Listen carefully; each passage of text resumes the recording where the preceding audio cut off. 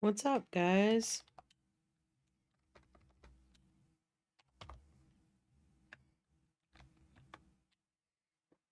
How you guys doing today? How was your Thanksgiving?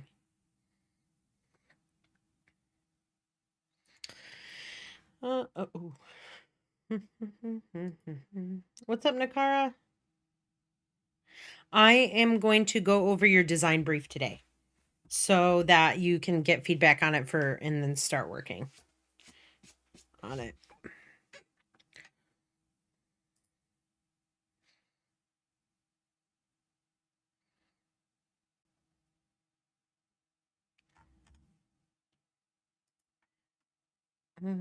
This looks cool.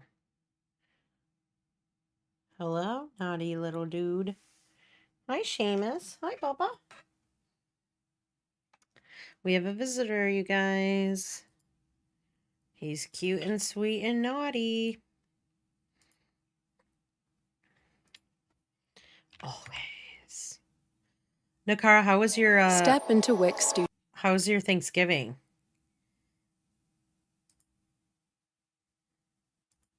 Was it just chill? Did you do anything? It wasn't anything too crazy, just like a blueprint. You could say, okay, yeah. I kind of overlooked at it. I mean, I saw the pictures, but um I'll read the like descriptors that you had on there and we'll work through getting that like approved. I'll try and visualize it and you can just kind of be more descriptive inside of the chat. And let me know like if you were thinking something different and we can discuss that too.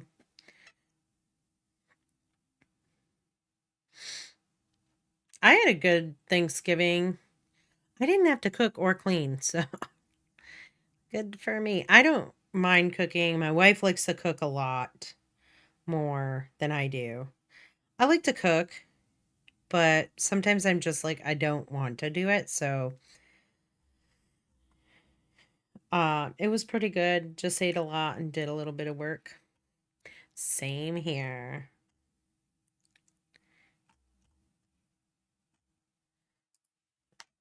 I'm not a big turkey fan. I think I said that before, but I had a really good turkey at her dad's house and it's like I've definitely changed my mind. In fact, the food was so good that I called and I was like, "Can we come over then? Can we?" The next day I called and I was like, "Can we come over and have leftovers, hang out?" And so we did, and we watched WWE. And I don't even, I've never watched WWE. Maybe a couple times as a kid, but not a frequent flyer per se.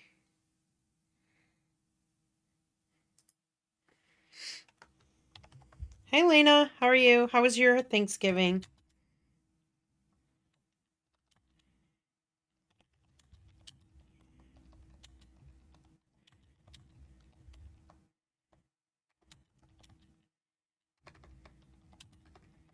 I'm just looking some stuff up. Today we're going to go over the last of the custom 3 scene animations because I need to give feedback on those.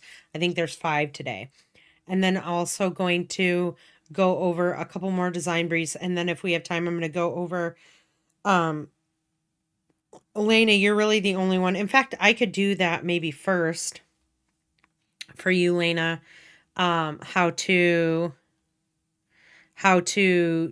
create like an explosion for your firework inside of Cinema 4D. You're the only person that requested a technique. Um, oh, meatballs, yum, tasty. What kind were they? Because there's so many different kinds. There's like sweet and sour meatballs. There's Swedish meatballs. There's So in the Midwest, okay, where I'm from, if you guys can't tell, they put like, I don't know why they do this, but like a jar of jelly, like grape jelly, in it sounds so gross. They put it in with the meatballs and then like a bunch of other stuff. It ends up tasting like similar, like a very sweet barbecue sauce, and it's really actually good. But when I found out what it was, I was like, this is so weird. Why can't you just make it a different way? Beef meatballs. Delicious. Let me go through.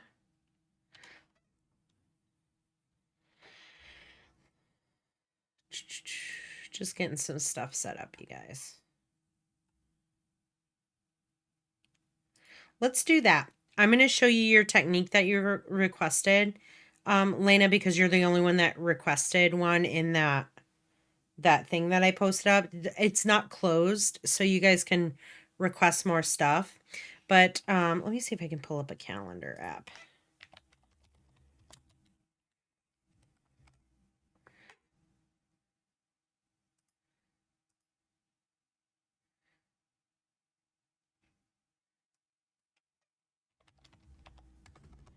I think I can just like, can I just, yeah. Okay. Opening calendar app. Okay. Let me see. And I'm going to type this out too.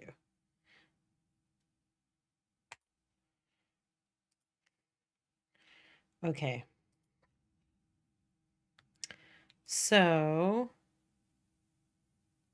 today's the 28th.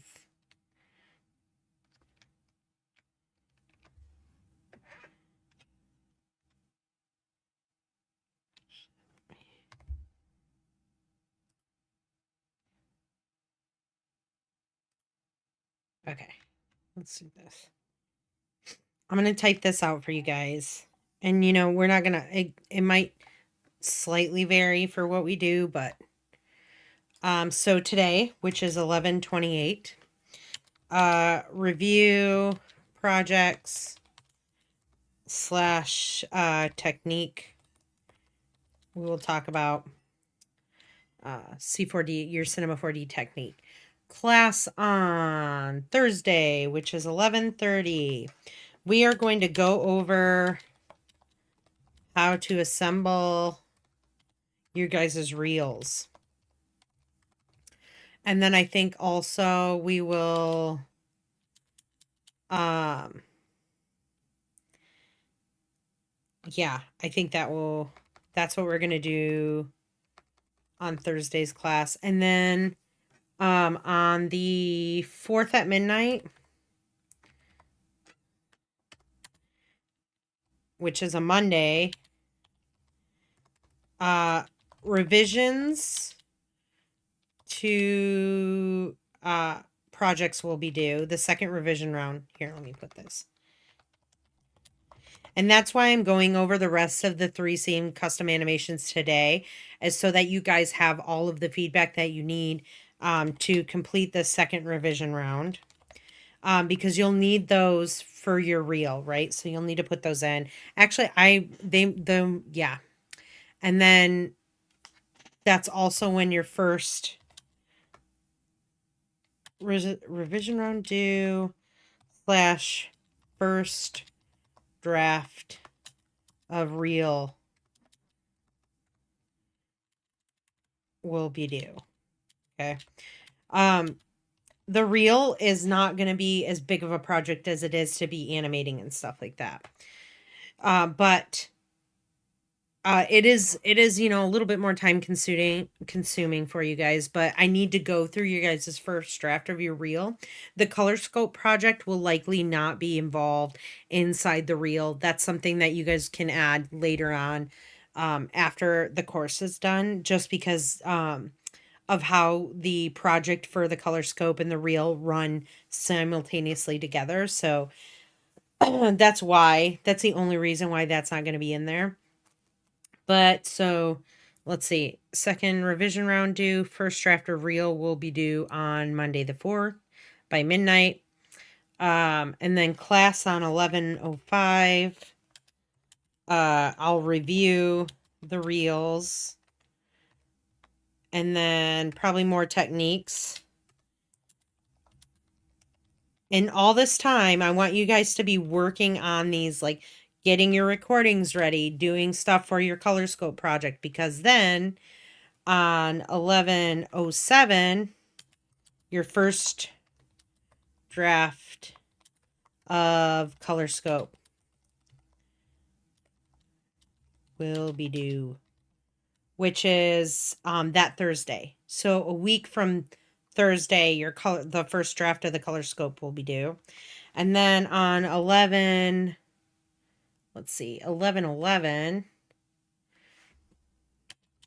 I'll give you guys feedback on those Color Scopes on the 7th. And then the second draft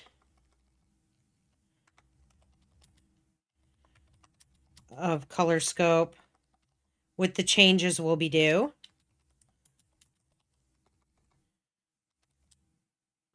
Slash Color Scope / reel, right?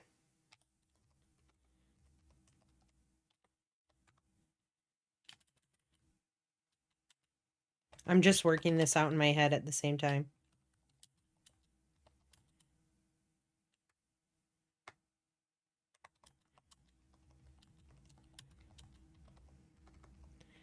And then on 11/15, which is the final day of class, we will review your final Color Scope and reel. Right? So that's what the end of the semester, that's what the last couple weeks are going to look like. So I'm going to leave this here for you guys. Hold on, let me see here. Can I not take a snapshot of this? I'm taking a picture with my phone. I don't know why I did this. I also guess I literally could go and just read this later. But say cheese, you guys. Okay. I'm going to escape out of that if you guys want that. Did I say November or do I mean December? What did I write on there? 12. Yeah, I realize what I did now. Okay. Let me do this again. I thought it would let me screenshot, but it doesn't let me screenshot. What's up, Keith, by the way? Also, what's up, Audrey? Okay, Audrey, sweet. Thank you. I will review that today. Also, my explosion, I meant either the rocket exploding into stuff or confetti exploding, if that makes sense. I also looked up how to do like a firecracker type of thing for you, Lena. So we'll go over that as well. But yes, I meant December. So the rest of the day, 11/28 today. So project review plus techniques. I want you guys to have like just an idea of how the rest of this class is going to go so that you guys aren't really confused about a bunch of stuff. Oh, come on.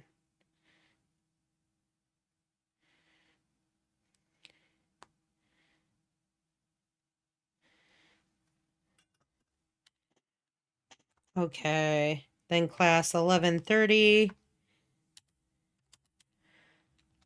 Class will be how to assemble the reel.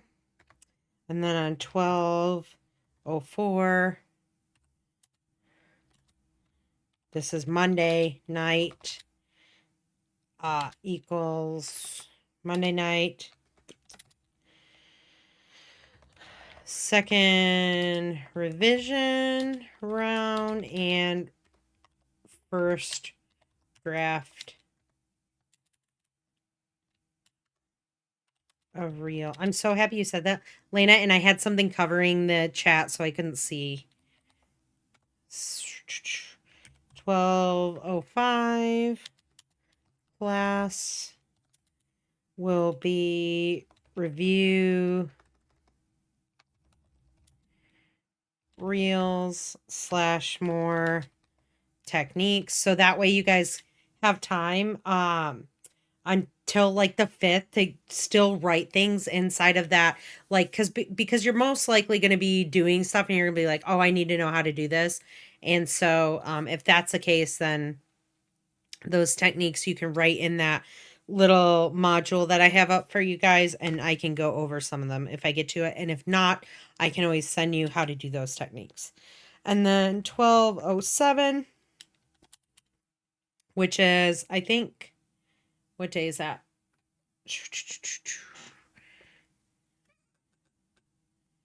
I think that was the Tuesday's class.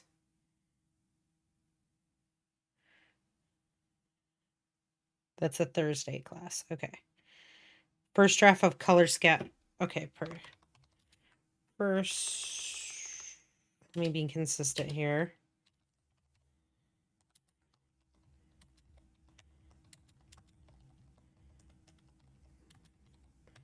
First draft of the color scope is due. And then 12, 11, class, second draft of color scope, and yeah, real due. And then 12:15.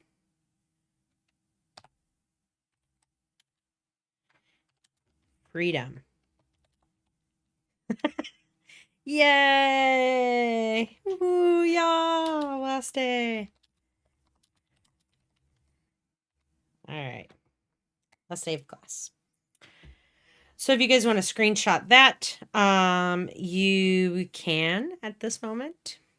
And then I did send out an announcement that tonight is going to be the last night to submit any kind of late work for any of the previous projects. And the reason being is because we're at the point where this stuff needs to be in your reels at this, at this point in class. And it's just it's got to be done. I don't have all the time in the world to keep grading these after they keep coming in. I spend a lot of time grading a lot of late work, which is normal, but at this stage in the game, we're putting together our reels, so all of that stuff has to be done. And then with the second revision round on 12/4, right? That next Monday's at midnight, how the second revision round and the first draft are due. So you're going to make your changes to your projects, and then you're going to put those projects with those changes into your reel. I'll reiterate that on Thursday, and I'll reiterate that now. You will make the changes to your projects first, which will be the the Monarch Butterfly, and the custom 3-scene animation. Those 3 projects, you're going to implement the changes and the feedback that I've given you, whether it's in class or it's on Canvas. And then you will put those things into your first draft of your reel, right? So do it in that order specifically. And then, we're going to be moving right along. That's what I'm saying is like projects are going to start to overlap each other here.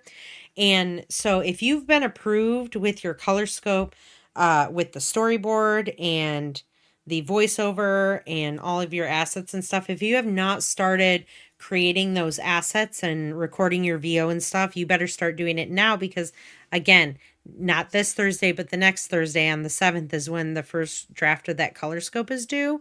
And so, you're going to need to bust it out because there's, I think, an extra scene in here technically and just more stuff. So yeah, that's just how the rest of the semester is going to go. So we're always like push forward towards the end. We usually have a nice workload going. This is very normal in your everyday kind of pipeline to be working on multiple projects at once within a week, especially if you're working in this field.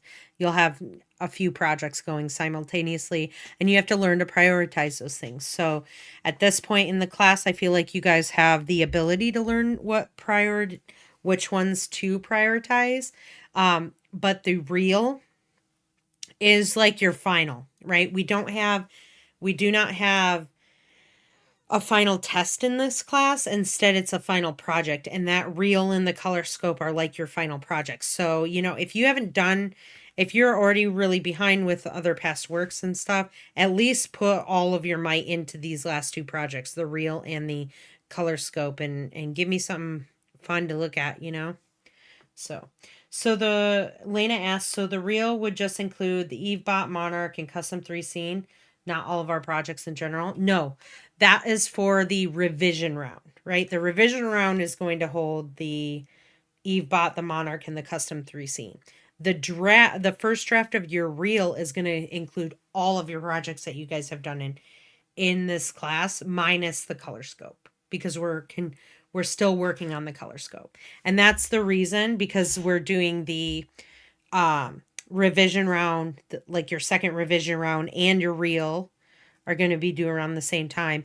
I wanted to get those custom 3 scene animations that the rest of you guys did.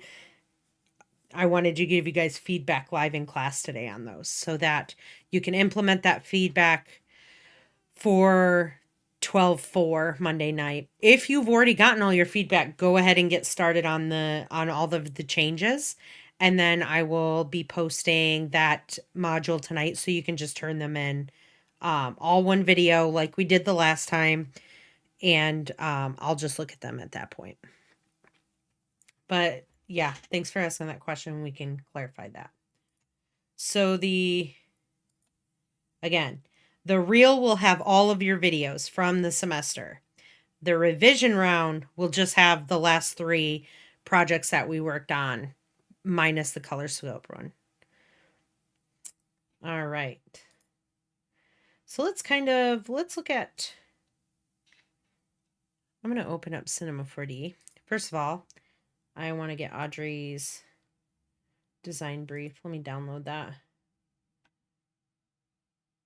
I'm going to do, today's class is going to look like, let me delete that one.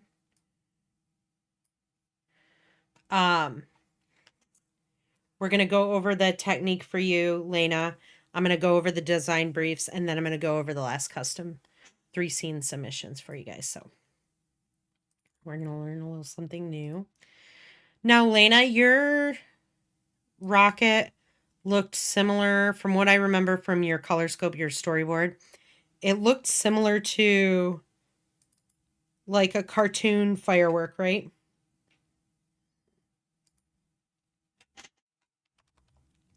Or like an illustrated.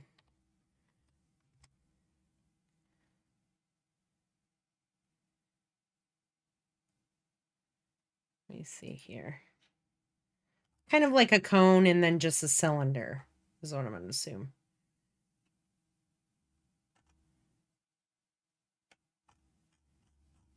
Let me know if that's what you were thinking.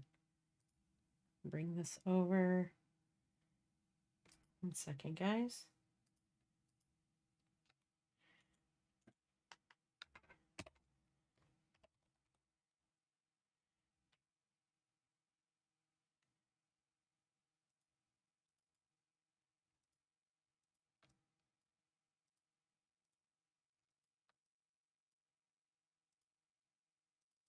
Okay.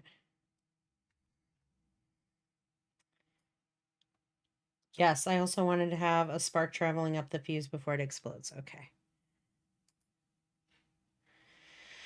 The way I did my 3 scene custom animation, was that okay, or did you want it more in Illustrator?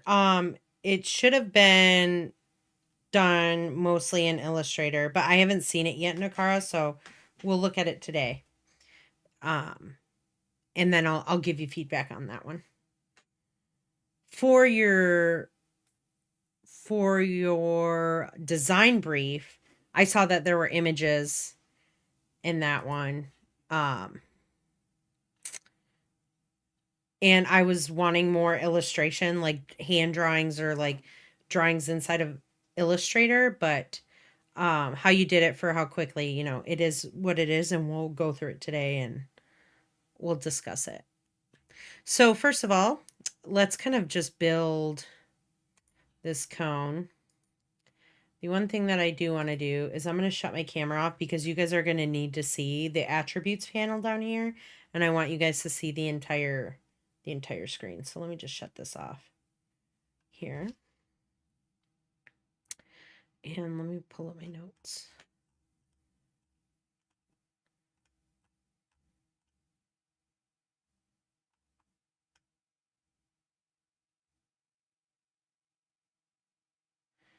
All right.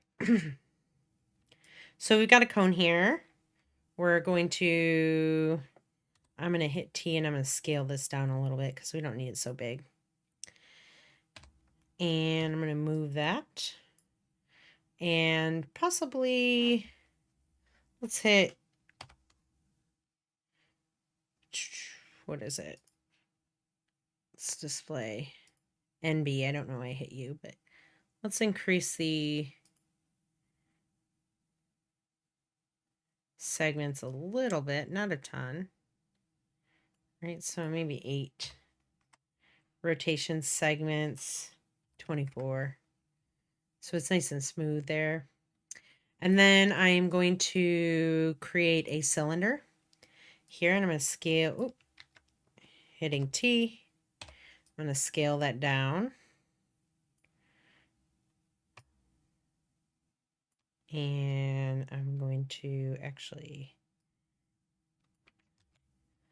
let me hit E. I'm going to bring that up a little bit. And increase those rotation segments, probably 24. Height segments, maybe 6. That's not bad. I'm going to create a null object to group these together. So rename this rocket.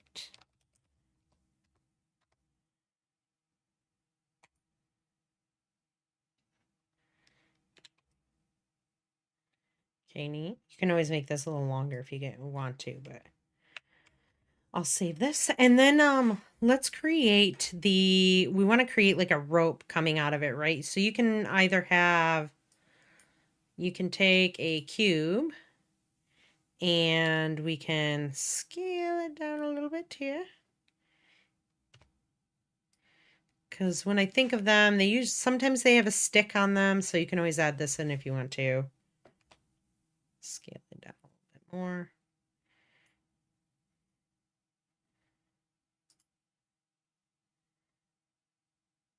Size of the Y. There we go. Maybe just a hair. Let's move it back to here. Down a little bit. Go into our orthogonal views. See maybe where back a little bit more, because it's never usually centered, right? They're always, for some reason, to one side or the other. Okay, that's not bad. And let's create the rope. Okay. So when we're going to be doing the rope, we are going to essentially take an object and, well, first what we're going to do is we're going to create a spline, right? Or a path. A spline is also known as a path inside of Cinema 4D. And we're going to take that spline and we're going to put volume to it, right? We're going to put kind of an extrusion on it and then run that along another path to create this rope shape, right? And so it's going to kind of be a little inception of that, right? We're going to create a spline, and then that's going to be one shape, and then we're going to create another spline that's another shape, and we are going to put the volume essentially to it, or like a mesh to it, geometry essentially, and then we're going to run that along another spline. Okay. Bear with me. It sounds a little funny, but we've got this. So these objects up here, not only do you have your geometry, your primitives right there, but you also have right over here are your spline objects. And so if you click and hold down, you have a bunch of different ones here. But we kind of want to make the rope look like it's twisted up because it's more of like a fuse, right? And so we're going to pick this cycloid.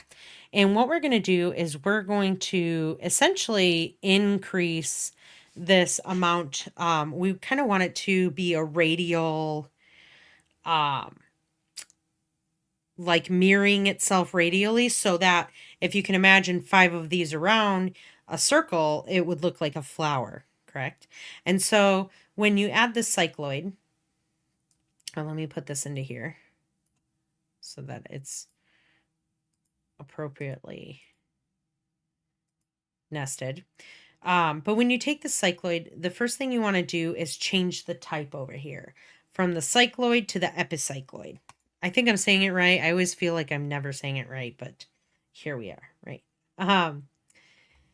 And we want to change a few of these settings. The first setting we want to change is the radius. And so we're going to type in 2.5.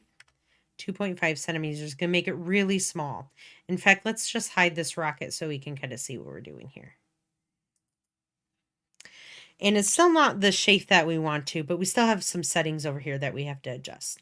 Now, the R setting over here, I'm going to type in 0.5 and then 0.5 into the A setting. And then we get this little flower shape. If I zoom in here, you'll see what I'm saying. And so we're going to take this little flower and we're going to essentially run it along another spline, right? This is a spline that we have. If you selected the hypocycloid, it's like opposite of that, right? So it's instead of expanding out, it's going to kind of implode in a way. Now, if you increase these numbers right here, they're going to change the way the object is going to look, right? So not just the radius, right? The radius is obviously how large the object is. And we want this to be small because this is just going to be a section of the fuse, like a little piece of the entire fuse wrapped together, kind of like a braided rope, right? Think of it like that's what we're going to make. And so I'm going to put this low number in here. I think this one changes the, I forget what the name of this is. We definitely don't want to do that.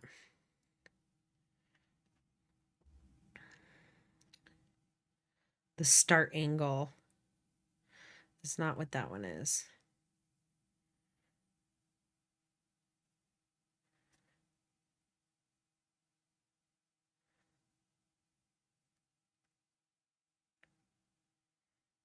So it has to do with like the inner radius, I believe. And with the extended prolate cycloid, A is greater than the radius and it's outside. So this 0.5 shape is going to give you kind of like this more loopy kind of look to it, where the R here, let me see, various R to relations.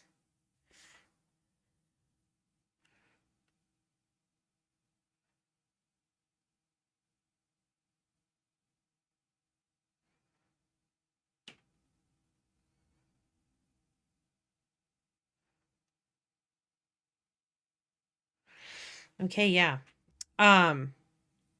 These are other settings that you can pick right here as well. If you want to get this a similar shape, like this one right here is fine. This one right here is fine. Let me see. It just makes it larger, but we're looking for something small right now. Like if I did the 400, 100, 100, I think it's going to make it really large. I would have to zoom out. Yeah. This is much bigger than what we're looking for in comparative to the size of our rocket.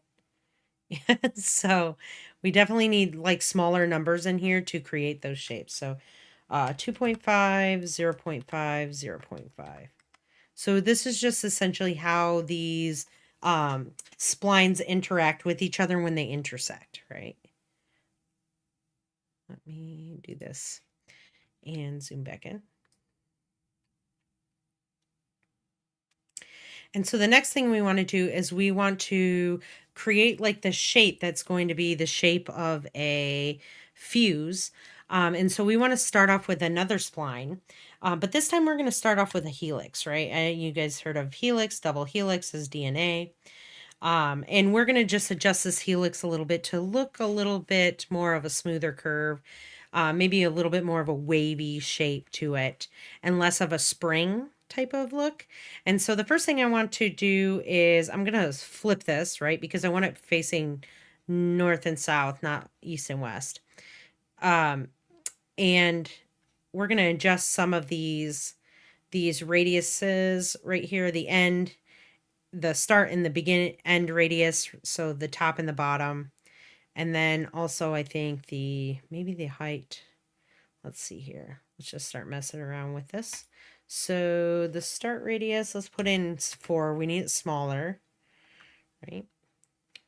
Obviously it's going to make it look smaller down at the bottom. The end radius will do the same here, and we get this kind of wavy line happening. Now, if you wanted this line, Lena, to be the spline shape to be a little bit more curvy,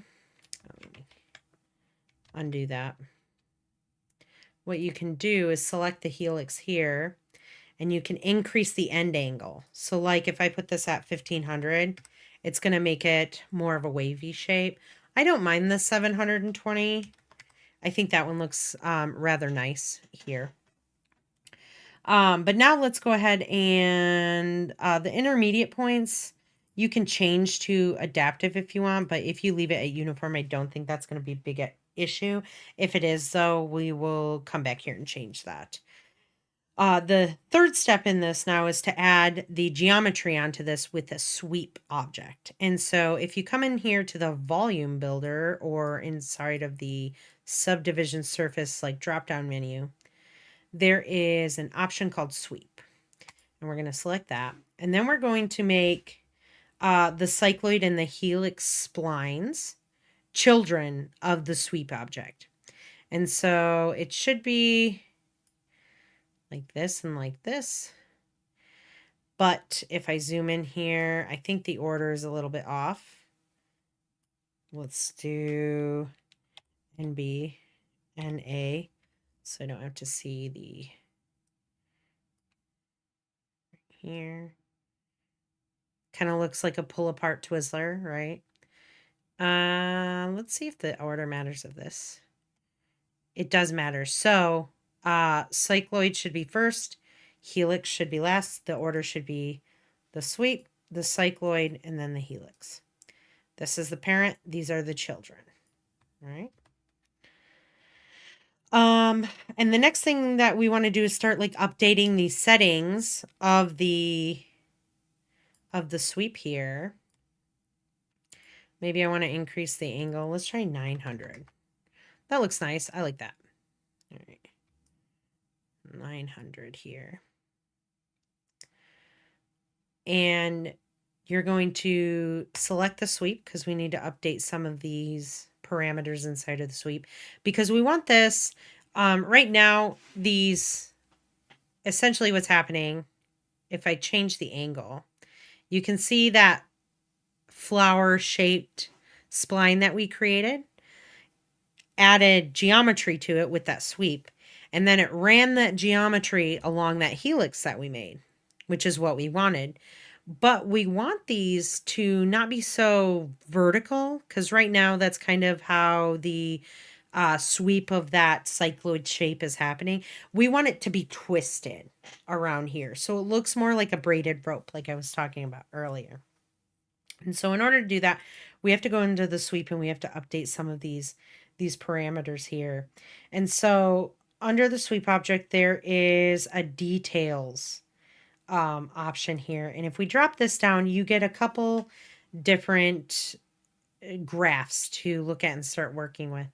And we want to work with the rotation graph, not the scale graph, because we're not changing the scale, but we are changing the rotation.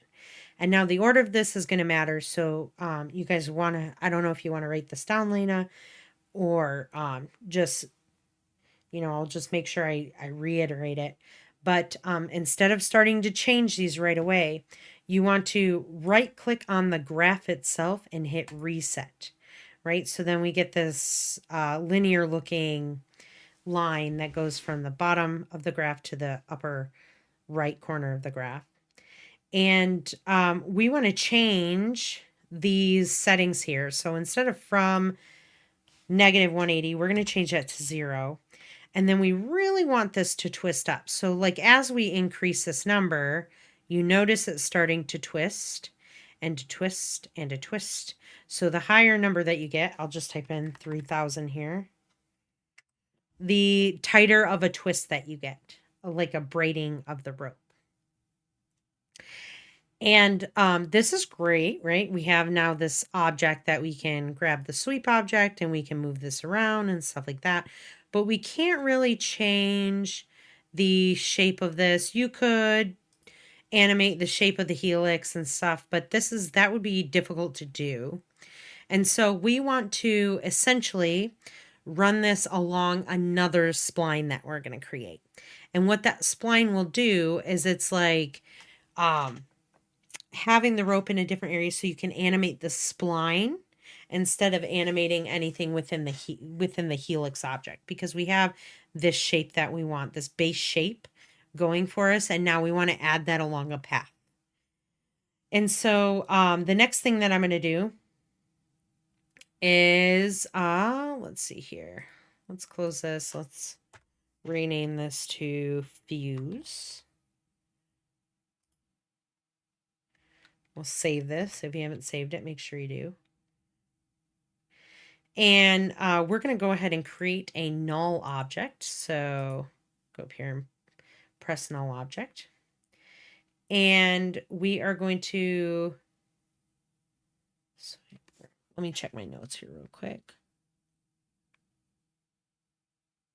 We're going to make this fuse group, the sweep group that we did, a child of the null. So we want to make sure that we're parenting that together.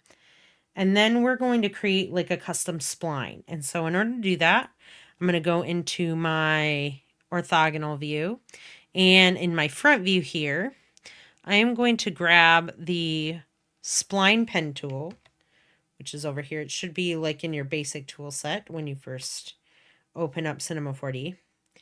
And under this front view, I'm going to just kind of click, and if I click and drag, it's going to make like a curved line.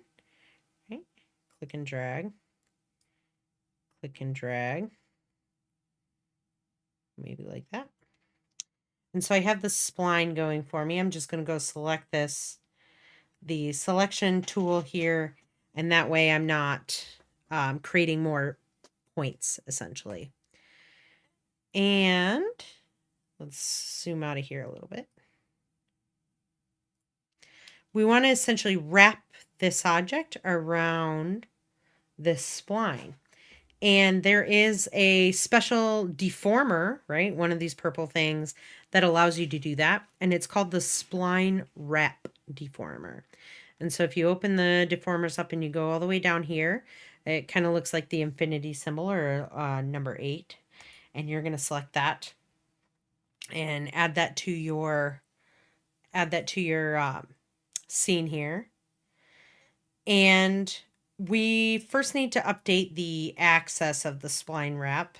We don't need to deal with these, the rotation or anything here. But we want this, we'll update this in a second, you'll see why. I think I need to, how did I have it? The spline wrap goes into here. Okay. So we're going to take the spline wrap and we're going to add it into our nulled group, right? Where the fuse is. We're going to make sure that we put that above the actual fuse or that sweep object that we have here. So make sure that because the order really matters inside of Cinema 4D. Specifically when you start using deformers and stuff, it's going to matter on what order that is, or sometimes things won't work. And so make sure that it's the null, the spline wrap, and the fuse. Now we have to tell this spline wrap where to look in order to work, right? And so we're going to take this, we're going to select the spline wrap, and down here in the object properties, there's a little blank box that says spline. And we're going to take that spline that we just drew, and we are going to essentially click and drag that down into this little box here, and it will pop up. Now, all of a sudden it looks really crazy, right? And that's because we have to change the axis on which it's looking at and turning this object around. And so I believe is it plus? Yes. It's a plus Y, minus Y, plus Y, either way. But now we have individual control on how that spline moves, right? So instead of having to animate anything with inside of the fuse to mess it, which can get a little confusing, I would just take the spline itself, and you can select certain points on it and start to animate those, right? So I have this section here, and these are the points of the spline that I made inside of that orthogonal view. And you can start moving them around, and it will adjust how that fuse or that rope reacts while being mapped onto that spline we created, right? And you can animate these as well. Now, let's go ahead and what do we want to do? Do we want to throw this into for the rocket? Let's see this here. We've got a rocket there. Maybe we want to change the direction. So let's just kind of go back a couple steps to maybe get the direction right before we go ahead and do that. Which fuse is on here.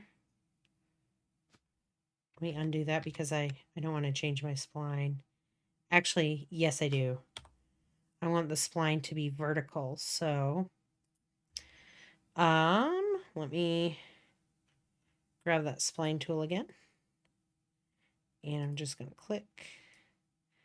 I'm going to click there, click there, click there. Grab this. Create a, wrong. Click the spline wrap. Bring that into my null object, right? So I'll just put fuse null. And I want to tell it to look at the spline that I just made. So I'm going to grab that under the object attributes panel of this spline wrap. You're going to just grab and drag that spline into there. And then we are going to update it so it's in the appropriate direction. So if I pull out of here a little bit, sometimes you just got to click. There we go. The plus X or the minus X, right? And here we have a fuse for your rocket. So let's do a little bit of house cleaning here. And we're going to create a group. Shift C, type in group. Put that there. Grab all of these. And then drop them into the group and put rocket.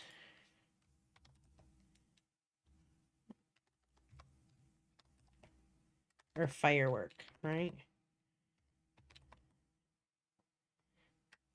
I had rocket. I'll be consistent. Rocket. Rocket. Nice. Save that. Explosion. Making this object explode. So we can use that Voronoi fracture that I was talking about in order to do this. I believe, where is it at? I haven't used the explosion FX or the explosion onto here. If I play it, does it do anything? Does it work with the group? Maybe it does not. Let's see. I haven't used this before, so let me see here.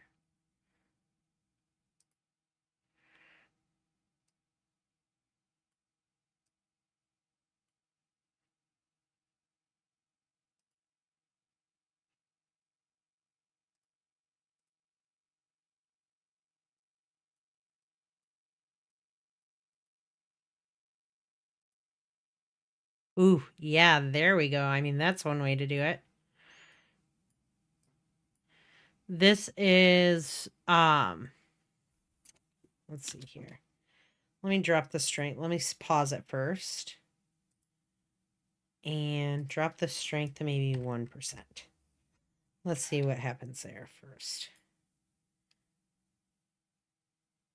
Because this is hard on my computer, let alone someone else's computer.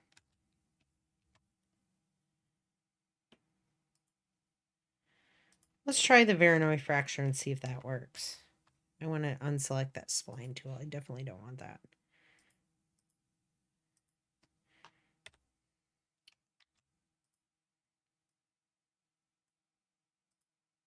Let's delete that. And under the rocket, let's see if we can do...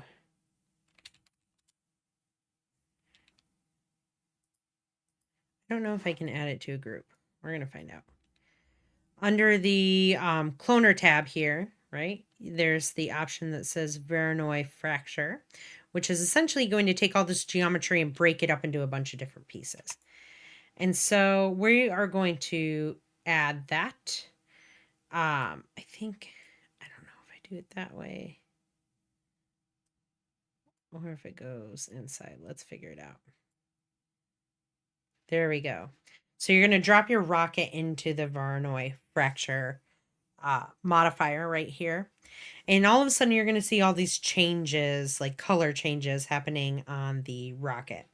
And that's because if I hit play right now, it would normally burst all of those into a lot of different shapes. And to each one of those would break off as like its own little chunk, right?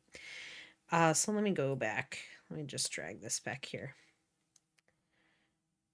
And we want to select the modifier here and into, let's see, MoGraph section. Object sources right here. That's fine.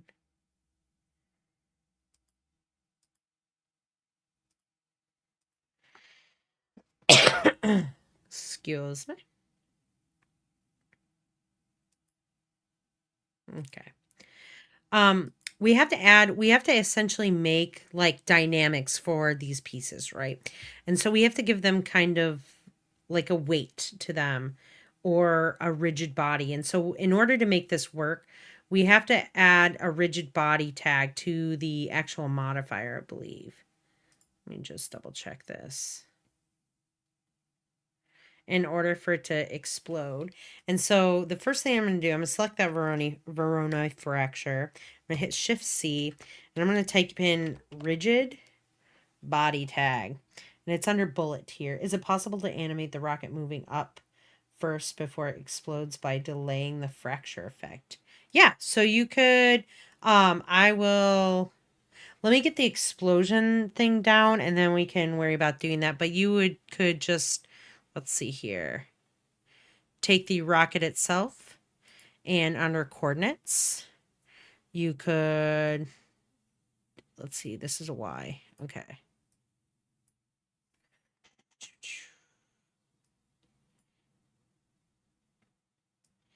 This is going to take a while, FYI, because this right here is a lot of geometry with this fuse. So if this takes too long with the fuse like this, you can just take, instead of making that kind of flower shaped one, you can just use like a circle or the end side and just do the same thing, but with these spline shapes, and it doesn't have to look like it's wrapped like that, right? Because the more stuff that you start stacking and changing, the harder it's going to be on your computer. And so if that becomes an issue, you can always change that. But I would, you could animate this with the cappuccino, or you can also just come in here, animate the position there, move it along. Maybe we go 36 frames. Make the change up this way. Zoom out. Make that there. And then we can play it, but my computer's already chugging, so it might take a second.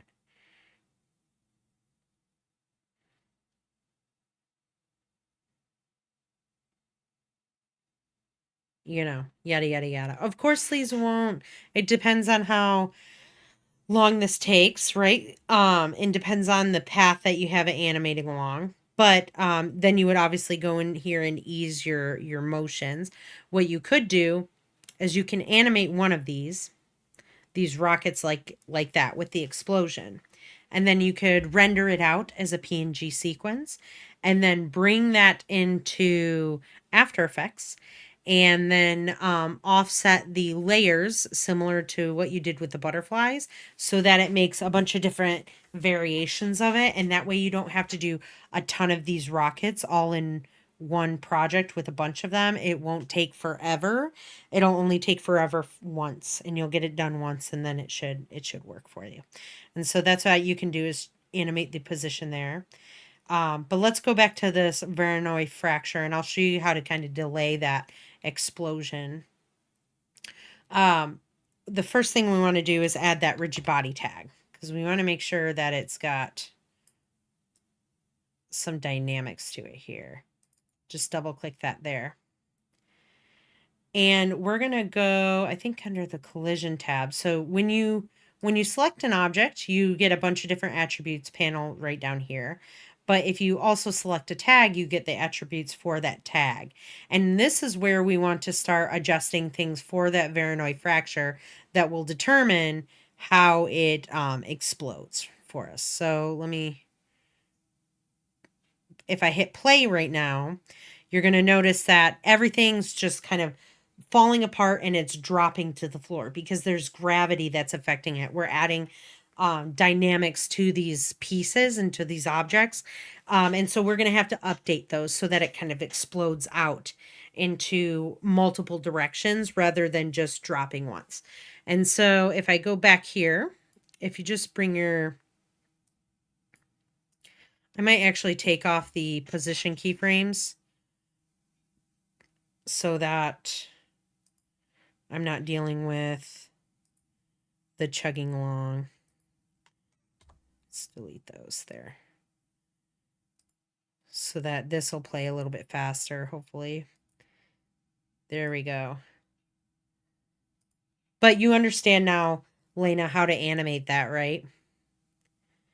I would maybe get this done first and then animate it, depending on which one's faster for you.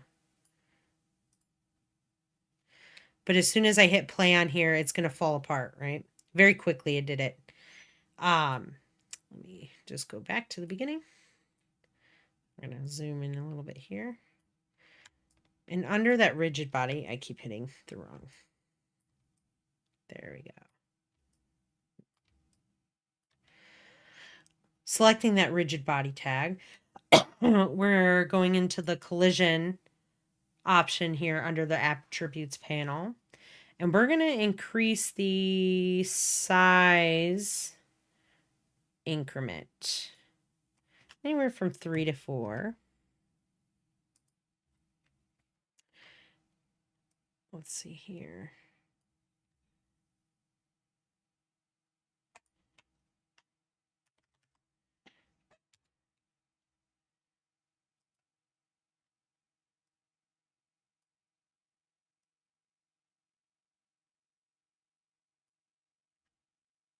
I'm trying to see.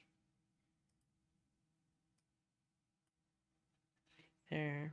Let's go back into that rigid body tag. Under collision, size increment, I put it at 10, but I think down to 4 would be okay. But the larger the size and the faster, that's like how quickly, with the size increment, it's going to be how quickly they separate from each other, or the faster that it separates from each other, right? Because each one of these pieces is now like a solid object. That's what Cinema 4D is looking this as. It's like dropping a handful of Legos. They're going to bounce off of each other as they're falling to the ground. And so those pieces are interacting with each other. The dynamics of it is having it do that. And so the higher the number is, the faster that they're going to fly apart from each other. But let's go ahead and adjust a little bit more on here. So we're going to go into the dynamics tab, and we're going to turn off the dynamics because we do not want the gravity enabled. We don't want that shooting or falling down, right? You could have that if it's falling down, if you want it to drop, like it's falling to the ground or something like that. But in this instance, we do not want that to happen. Or what you could do is you could also change the gravity of the world off. So there's a couple different ways. You can hit the dynamics tab here in the attributes panel and you can check that. Or if you hit Control D, under your project settings here, under the bullet tab, right? Because this was, when we looked it up, when I hit Shift C and typed in rigid body, it's a tag, but it's a bullet tag. So it works like, I think, where are the tags at here? Shift C. Let's type in the tags. There's a bunch of different tag options. Right here is where you find them. There's animation tabs. There are bullet tabs, which these tags give things like a solid feel to them, right? The animation tags are a little bit different, aligned to an object, to a path, or to a spline. So you could use this, Lena, if you were going to move the rocket along a spline, kind of like animating along a path inside of Cinema 4D. There's hair tags, modeling tags, all sorts of different stuff. So you guys can look into these if you want to. But for right now, we use this rigid body one. And like I said, you can turn those dynamics off inside of the tag, or if you're not using it at all, you hit Control D, go into the bullet tag here, and you shut off the gravity. You just change this input to 0. And so it'll give 0 gravity to your world. But you'll have to remember that, because if you have dynamics on anything else, then it will also affect that as well. So if you want to reset something, by the way, if you guys just right click on these little arrows, it will reset them back. I'm just going to add that here. Disable that. And let's smooth the pieces. Actually, we don't have to do that.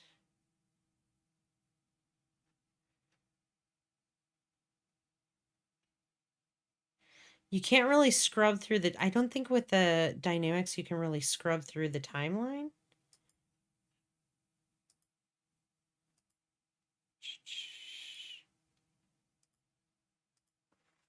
Hold on, let's keep looking at this.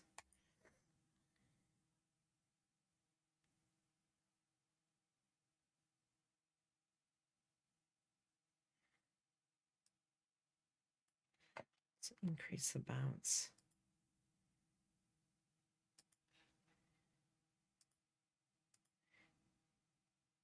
If we enable the gravity again, let's see what that does. Ooh, that kind of worked, actually. That blew it and obliterated it, to be honest. Actually, you will want that, Lena, because look how these pieces, they explode and they drop down to the ground, right? So all of a sudden they're fracturing into many pieces and it's falling down to the ground, similar to how the explosion of like confetti would be. Also the explosion of a firework, right? Because the fireworks are going to burst out and then these little pieces are going to slowly fall to the ground. So you will actually want to keep on the gravity, now that I'm like pulled back and saw that. So make sure that it is actually enabled there.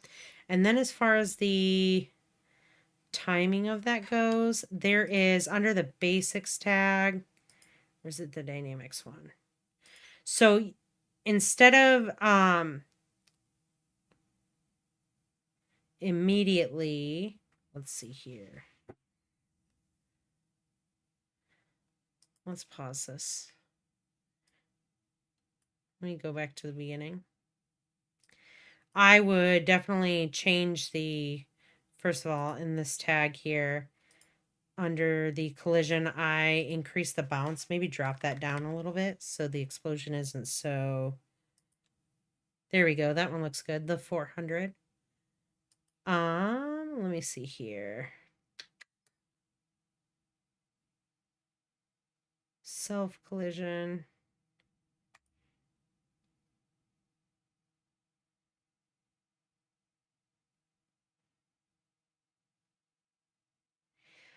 A way to have them slow down as they're falling, you would have to increase the gravity, so maybe the force upon them. So let's go back here.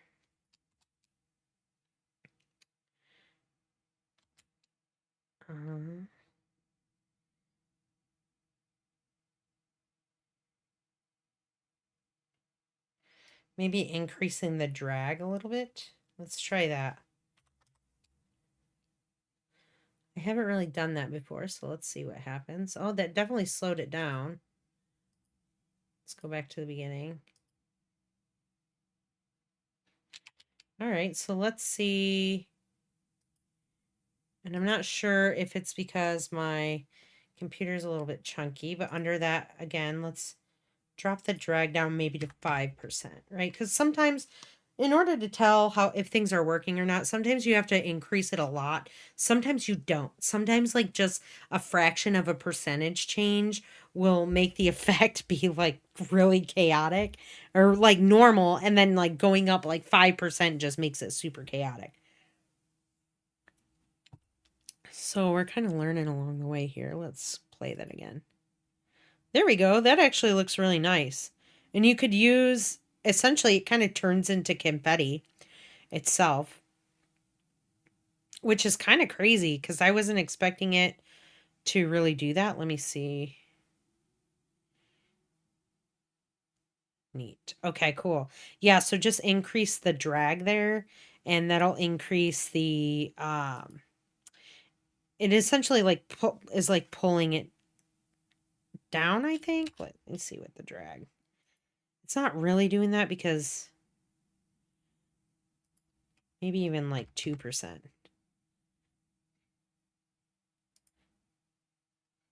2% looks good.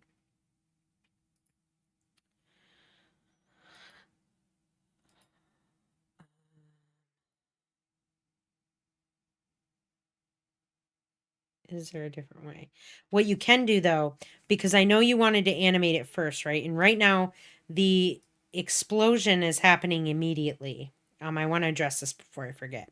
And so there's like a trigger option here where you can do it at velocity peak. So at the peak of the velocity of the object when you have it animated along the path. And what you could do is you could animate the trigger, or you could see if it works that way. You can also hit immediately and animate the enabled disabled button. So like if I wanted it here, let me disable it and say right here we enable it. So when I go back here and I play, oh shoot, I didn't record it. I didn't record the change. I was like, why is this not working? It should work. Move ahead, select the tag, make the change here, right? So go back, play it, pop. There you go. So all you have to do is move it to wherever you're ready for the explosion to happen on the timeline. You move your playhead to that spot. You keyframe the enabled with this checked off. And then when you're ready for it to happen, it's like an on-off switch, right? You just move here to where you want the explosion to happen. You make that change and you record it. Cool. Nice. So we have this exploding rocket. Does that work for you, Lena? And then you can obviously, so these colors are just a guide, by the way, to the pieces that are going to break apart. It is not a material. So you will still have to apply a material to your rocket, which you can do a similar thing with the cell shading material that we did for the object in our Cinema 4D motion, the motion graphics one with the ball, like the impact scene and the weight and mass one as well. So, you can also sweet. You can also add, if we can get this in real quick, an emitter to the end of it to make it look like it's sparking. Like, let's see if this will work. So, this is going to okay, just letting you know that this might already be a lot for your computer, and if it isn't, great. If it is though, you can always not do this next part. If I want to do a few spark traveling out the road, what would I do? And you could do it in After Effects if you want to, which might make it move a little bit faster when it comes to the render process. But you can also do it in here. I actually might, if it's chugging along just with this, with the position in the Voronoi fracture like explosion happening, I would do it inside of After Effects. And if not, we can do it inside of here. Let me just show you how. So real quick though, the Voronoi fracture, let me see. If you want to create more sections, like if you wish it were the sizes of these a little bit different, I think you can add a distribution source along here and it will add more points. So the more you add, I think the smaller these will get, and it adds more exploding points. And then you can click on these and you can say how many, let me see here, right? Like if I want more, it's obviously it's going to make it heavier for the computer, but not just on the inside. You can do, so there's the outside and there's the inside option. And maybe that'll be cool. Let's play that. You get a lot more little pieces on there. Let's do that again. Neat. So you can do that and you can mess around here. And the distribution type, you can mess around with these. If you want to do the emitter inside of Cinema 4D, what would you prefer? Do you want to do it in Cinema 4D or After Effects? And I'll show you which one we can do in that, whichever one you'd rather.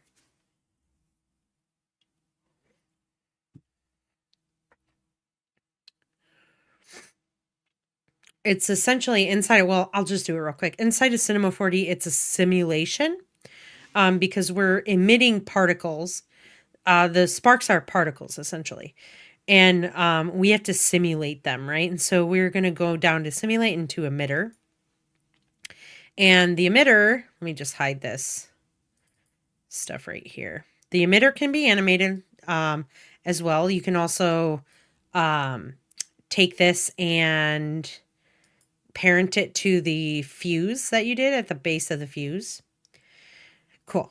We're going to do that.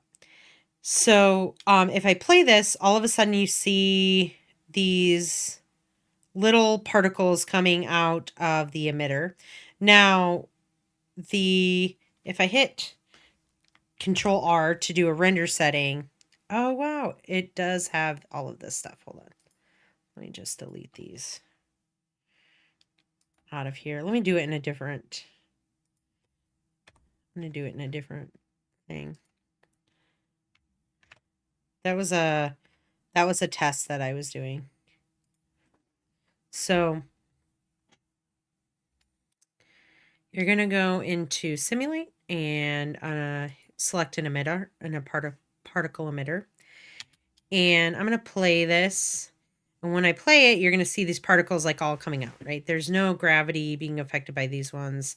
The force, because we increased the force on that one tag before, I think that's what was causing them to kind of drop. But on this emitter, it's all coming out of this little box, right? This is your essentially emitter bounds, your bounding box. That bounding box can be updated. If you go, if you select the emitter object and go under the emitter here, there's not a big difference between the pyramid and the cone emitter, except for with the pyramid, you get the vertical angle option, but with the cone, you only get the horizontal. And so I like having the option to have both. Now, if I take this emitter and I rotate it so that they're emitting downwards, right? I'm going to hit -90 there so that they are emitting from this object down to the ground, almost kind of like a rain, it looks like right now. And I select this and I change you can change the size of this emitter. So on the X or the Y, so you get a larger field of it. But I actually don't want to do that because with like with a spark or with like a sparkler, right? The size of the area that it's emitting out of is really, really small. And so I actually want to decrease this size right here. But what these, before I do that, what these angles do when you increase them, right? So the horizontal angle will randomize these particles shooting out of this emitter in just different angles horizontally. Vertical will do the same. So if let me see, right click on that and we update the vertical, it's going to change the way they're coming out of the emitter vertically. And I know it looks funny like that right there, but they're shooting out to the side a little bit. If I turn this, that's how you can see what's happening there. And so I'm going to actually reset this one, and I want this to be almost like 0. So I'm going to probably put a 1, 1, the size of the emitter, really small. Maybe even 5, a little bit bigger than that. 5, 5. All right.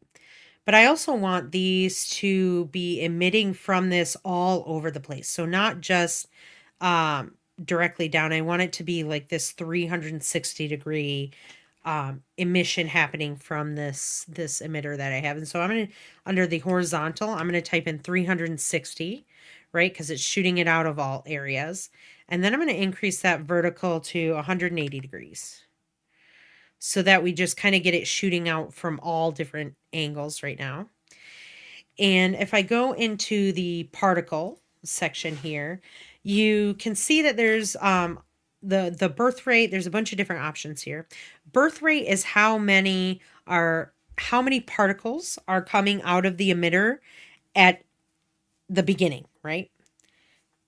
What software is this? This is Cinema 4D.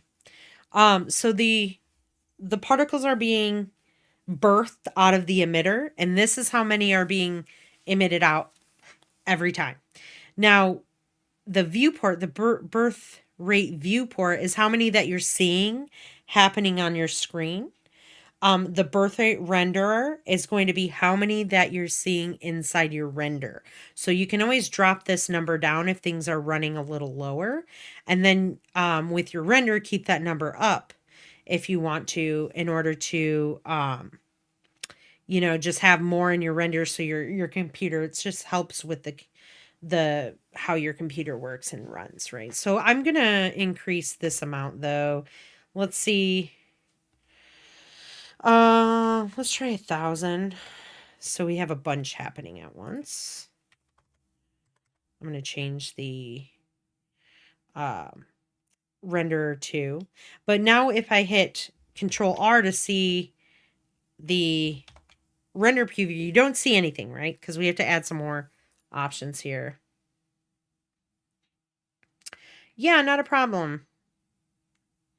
Okay, so let's change, I want to select that emitter again, and we're going to change the start emission and stop emission. Now, what these do, I think they change how long each particle lives on is alive for, right? Because you have to kind of think of these particles as like this living thing that has a birth rate and a death rate. So at a certain time it's alive and at a certain time it's dead. And that allows us to really shorten the length and how far out everything's kind of shooting. So let me change this to the start is 10. Let's do this at 50 and see what that does if I play it.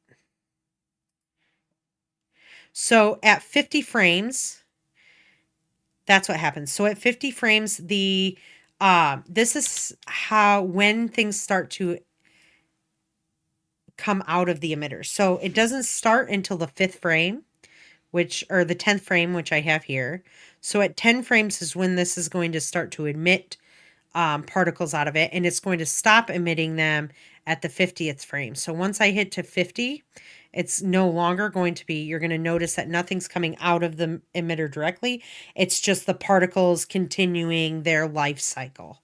And so that's what the start and emission is. So I'm going to put 0 on here, and I want it to last the entire time.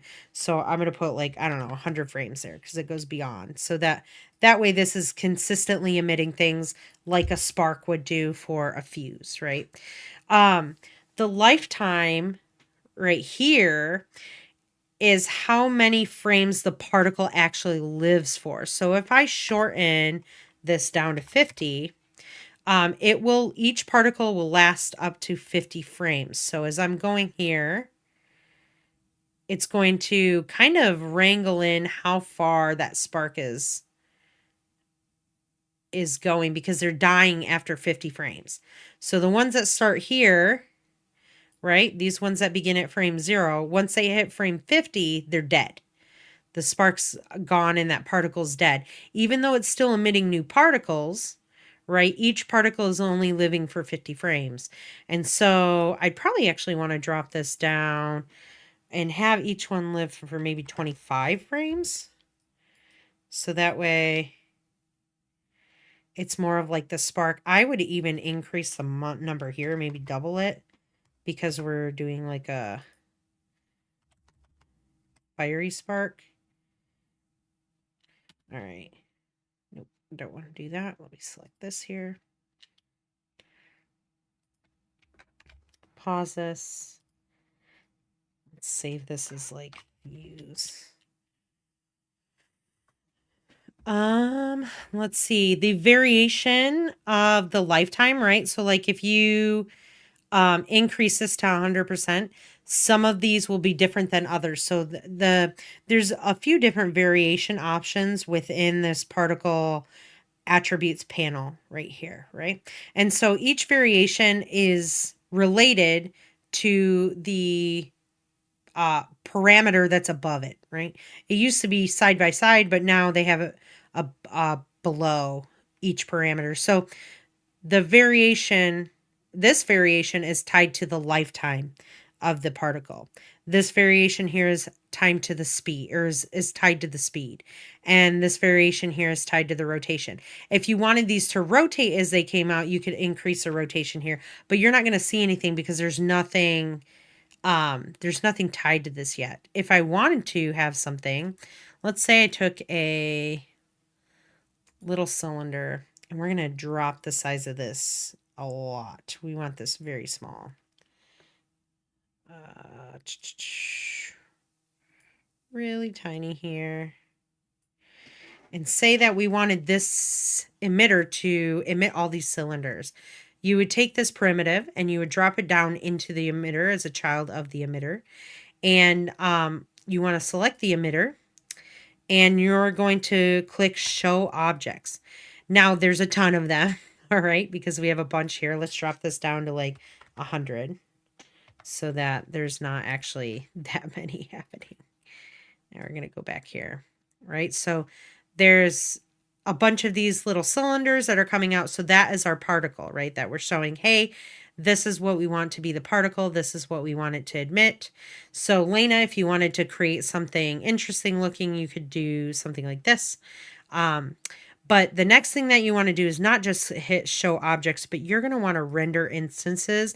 And believe me, your computer will thank you for that, because it's just rendering out like instances of the object instead of a bunch of different little objects here.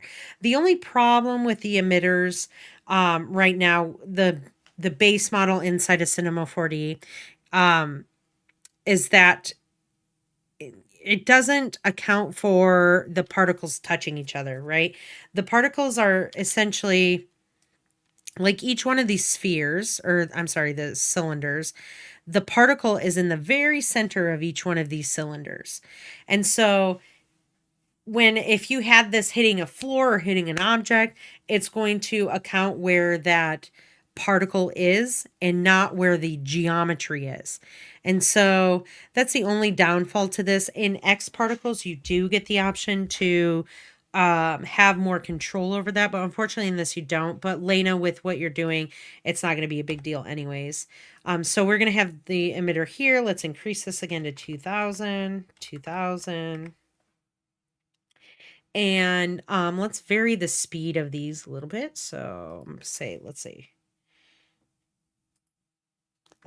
500. Vary that 100% here so that we have different. That's crazy. Drop this down.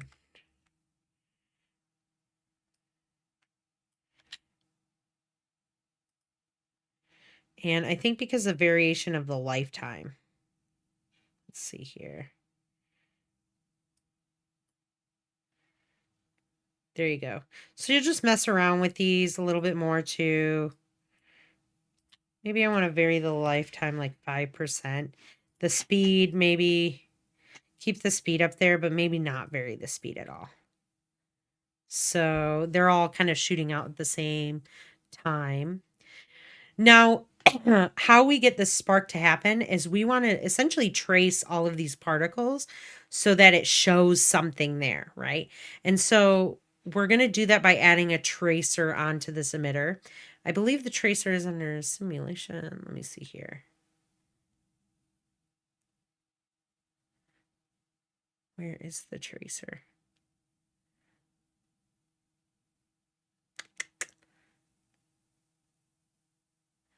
It's not there.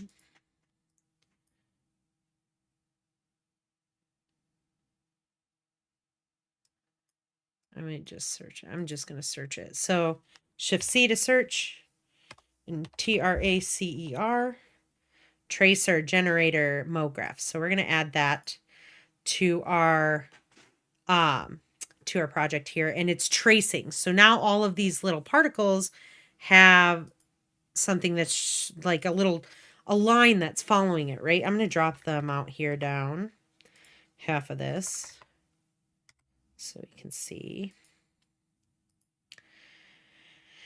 And we want to, let's see here. What do we want to do next? I don't think these will show up if I just hit, if I pause this here and hit Control R, it's not going to show up. So we have to add something to that. So let's say we're going to do another sweep thing, right? So let's go here. We're going to select an end side, which is just like a little shape here. We're going to change the radius down to like 1. Really, really tiny, maybe even 2. And then we are going to create another sweep object. And we are going to drop the end side into the sweep as a child of that. And I think we have to make the sweep a child of the tracer. Let's see here. Okay. Is that what I want to do? No, opposite. Okay, wait.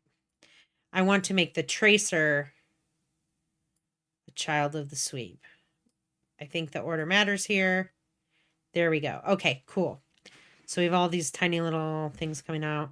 I'm going to change the size of this down to 1. Again.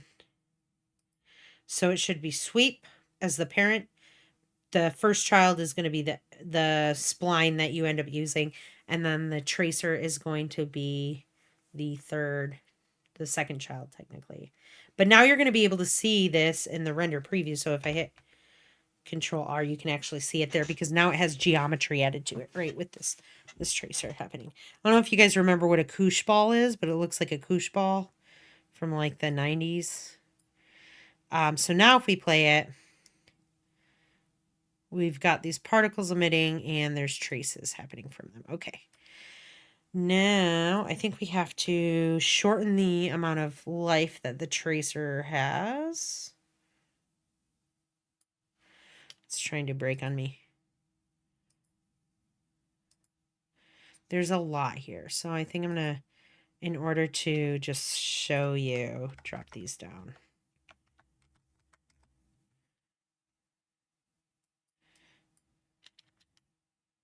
There we go. That looks good. Okay. Pause this.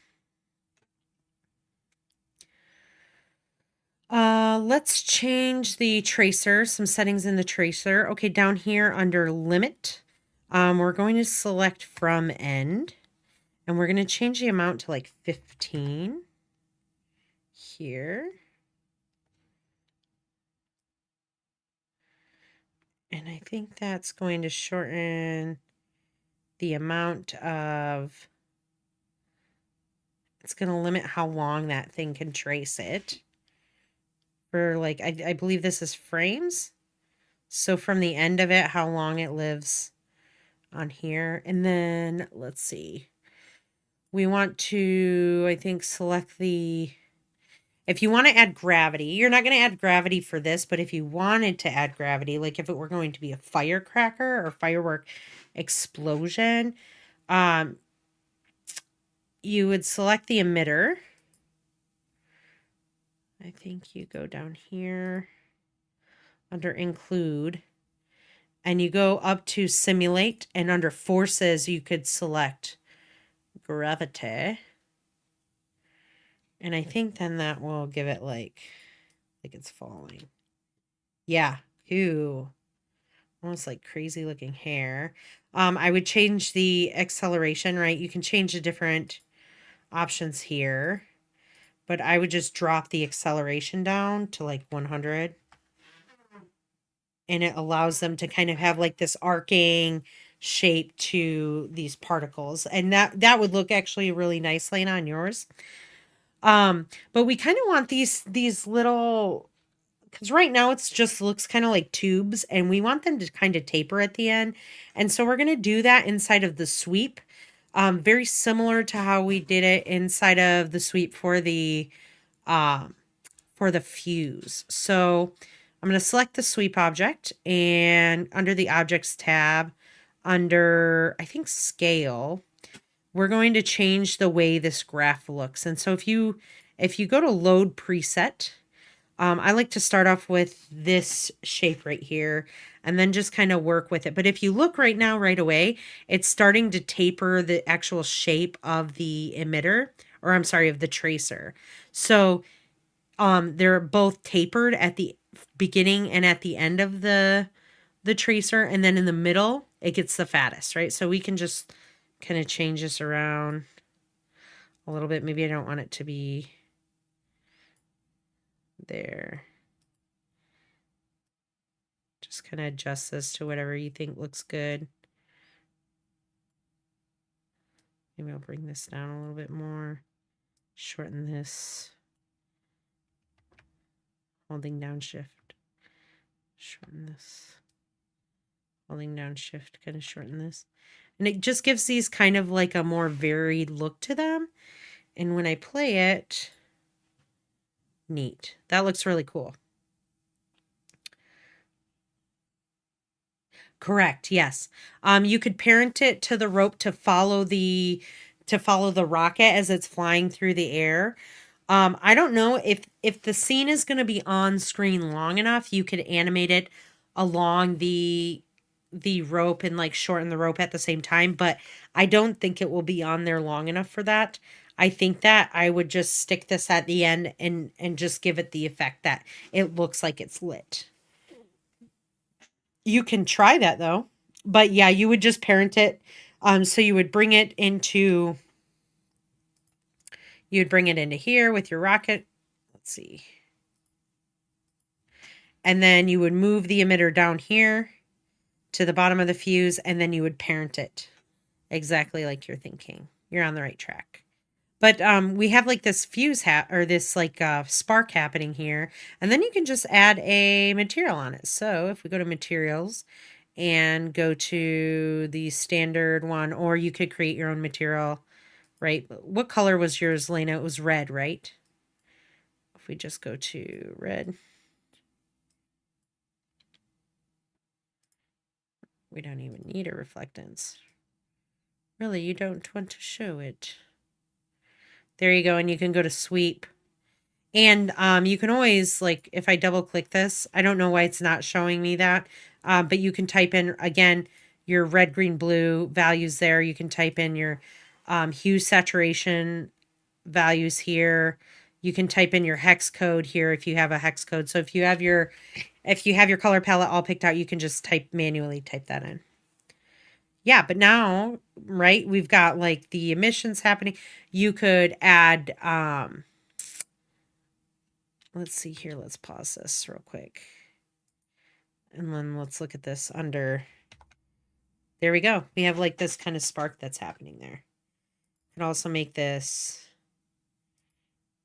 I think you could add a little luminance to it. The color, right, because you'd want it to be really bright and like illuminated. Which will give it a better, that'll be a nice flat look for your project there, for your color scope, Lena. But yeah, that's what I would do. Sweet. Okay, that was a long one, a little bit longer than I was expecting, but you know, it's really cool being able to learn these kind of things. These emitters are really neat. Like, for example, if I were doing something else, let's first of all, let's shut these off so we don't see it. And we'll just add a new emitter. Another thing you guys can do, because I have a lot of people doing like rainy stuff, right? If we go to simulate, we add another emitter. Simulate emitter. We're going to rotate it, holding down shift. So when I play it, it will emit those out. I'm planning to have this first scene with the rocket exploding transition to the second scene by panning down to the second scene. Does this mean I would have to change the canvas size to make it long? Yes. Yeah, you would double it. So then as you're moving your scene down, it looks like the scene just continues all the way down. You're on the right track of thinking. Almost like you're moving a camera along a big piece of paper, right? You've got your camera in your hand. You're taking a picture or video of a section of that big canvas that you have, and then you need to move that camera down to get another piece of the canvas, right, in the video, and that's exactly thinking on the right track. Perfect. Cool. The emitter, like if we made a, let's make like a sphere. I want to see the things here. Let's increase the segments. Let me change the type. Maybe like this. And then hit C here to make it editable. Grab maybe a point, right? Let's look at the top view. Grab maybe this one and move that upwards to make kind of like, well, how about we grab a few more around it?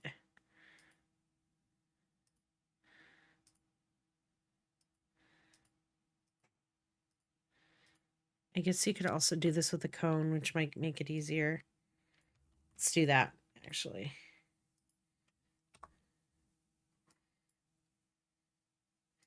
Got a cone. Got a sphere. Move that down.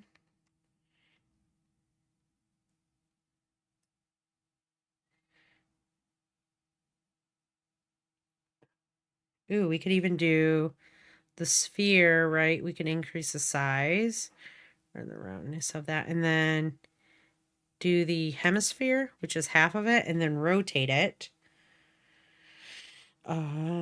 Rotation, holding down shift, -180, right? And then with the cone, we could update the bottom radius just down slightly right there to create like some kind of, I think you can fuse these. Let me check here real quick.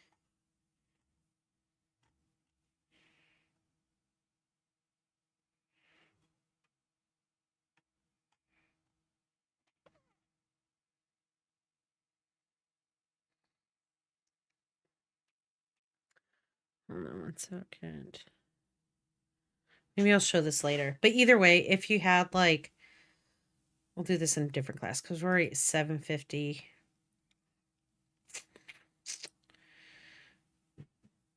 We'll delete the cone. We're going to drop this semi-sphere into the emitter. Oop, wrong one. Into this emitter that we made. And we're going to obviously make it smaller, so much smaller there. And under the emitter, under the particle, show object, render instance. 10 is 15. Let's just increase that. The emitter size, let's make that bigger right here. So then as we're playing it, they're coming out, right? They're living. Well, let's say I wanted those, like they were raindrops, and I wanted them to bounce off of something, right? You could go into simulate under forces and hit a deflector. And you will want to rotate that deflector, holding down shift, and then change the position of it down below. And likely notice how all of a sudden when the particles hit this deflector, it is bouncing off. So I'm going to increase the size here of the deflector. Let me see. Bring this down. Possibly match that up. Let's see with the deflector. Here we go.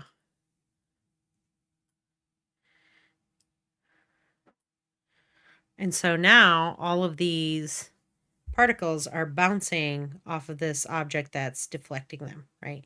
And how you would control if it were raindrops, right? They would, right when they hit, they would probably get smaller. So under the emitter, under the particle, you want to change the n scales. So instead of 1, you would hit 0.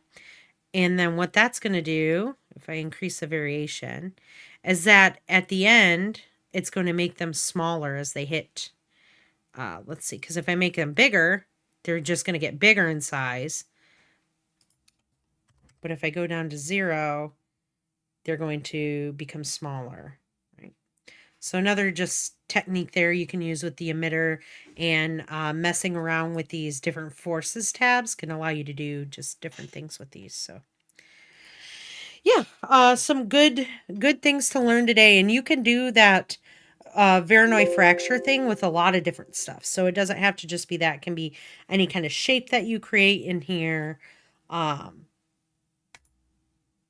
sorts of things that you can use that for. Let me go into we're going to review the color scopes or the design briefs real quick. So this first one here is Nakara's. Sweet. Let's go through this. Lena asks, clarification, change the size before I make the rocket in Cinema 4D. Change the size of what specifically? Are you saying the size of your composition?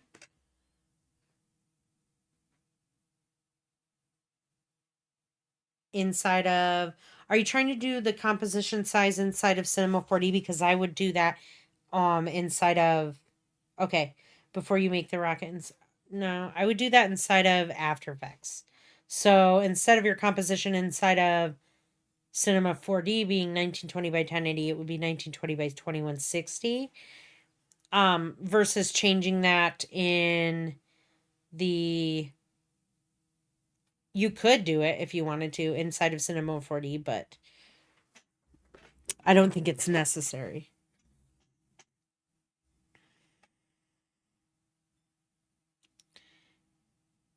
Okay, cool. All right, Nakara picked Cobalt Blue. Sweet. This is just a draft. Nakara, are you still in the chat?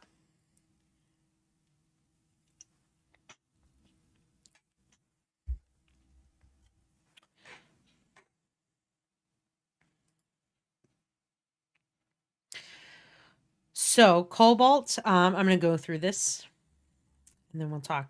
I like the color palette here. I do think that these, first of all, no, I don't want to do that. Okay, there we go. Yes, Lena, I would keep it as 1920 by 1080.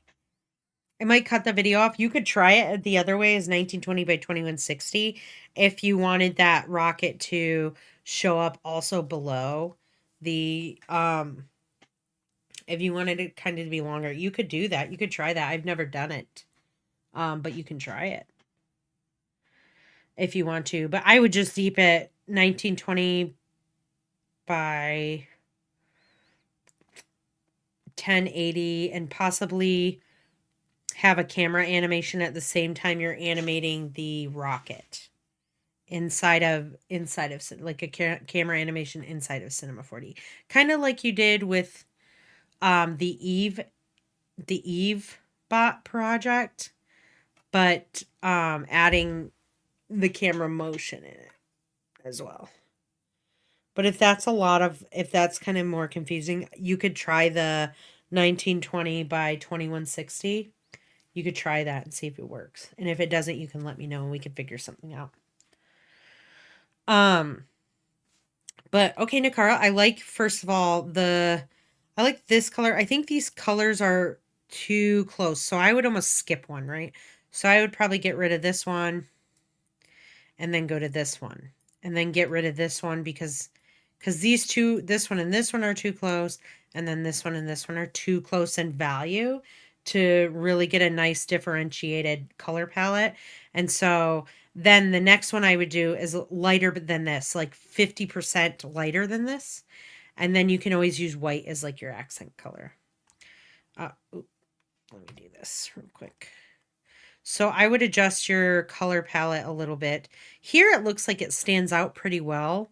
But I think that once you start assembling your video, that these colors are really going to get lost in each other. And so I would almost skip each one, right? So then keep this one, keep the middle one, keep the first one, and then just do another one that's like 50% less, a little bit whiter than this one.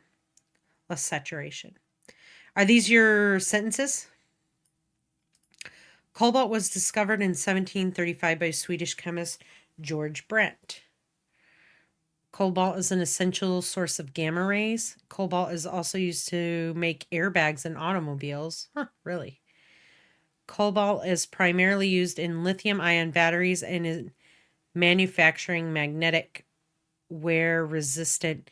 I think that these, first of all, I wouldn't start all of your sentences off as cobalt. This is almost just like listing facts versus these need to be written in like solid sentences. So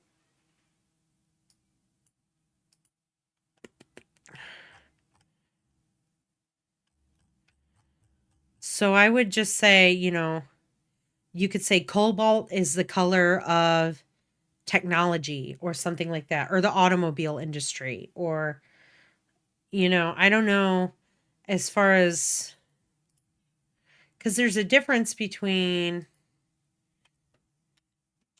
cobalt color and cobalt blue, or cobalt the element, you know There's so I think you should look up more facts about the color specifically and less about the element on the periodic table.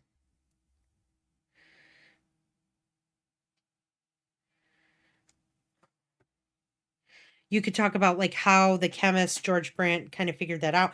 You could say this, right? Because cobalt, I mean,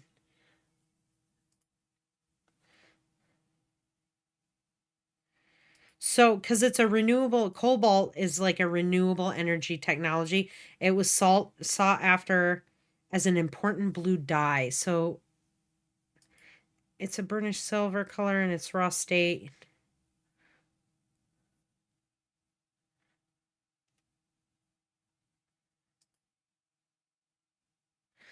It's kind of like when you heat titanium and titanium changes different colors as you heat it. As it gets hotter, the colors start to be like, kind of violet, blue, red. Is that kind of the information that you found?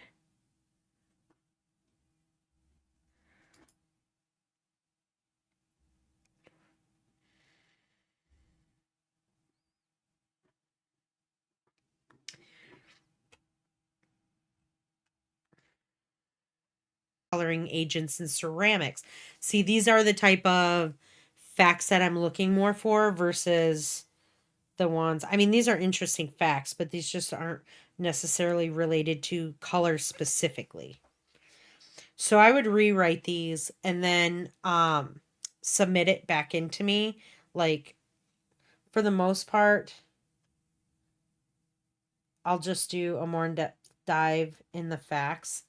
Yeah, if it has something that says has to do with the dye or the color, how the color was made or something, then you can write that. And then just don't make them a lot of really long sentences. Kind of keep them shorter and concise. And then I wouldn't start them all with cobalt is. Like write it like you would a paragraph. Okay, cool. Because there's a lot. I mean that the fact that they that it's used a lot in ceramics, that's interesting. I'm seeing something about a spider, which could be really cool too. So, yeah, do a little bit more research into this as a color and not as a periodic element, and then rewrite these and then resend these into me with with the with the storyboard. So I would approach it a little bit differently. And you can just sketch the scenes out on like a scrap thing. But yeah, go ahead and I would just get that done as quickly as possible because at this point now we're going to be creating stuff and then update that color palette and then we can look at the storyboard and stuff. If you can get that to me tomorrow, that would be fine. If it's just faster for you to write descriptions and do the photos, I'll allow you to do that because of where you're at in the project right now. So if that makes it a little bit easier, go ahead. Um, and then we can talk about that, but you'll need the description of everything like you have right here. So, list for tomorrow. Rewrite the sentences more around the color cobalt and less around the element, and then update your color palette. And then let's update the storyboard too. All right, this next one. Let's see. Audrey, are you in the chat? Let's look at Audrey's. Cool. Ooh, blue. The sky, ocean, and animals. The color blue. The color clue. I found a typo. Fail. I'm just kidding. Blue is the color of tranquility. Very true.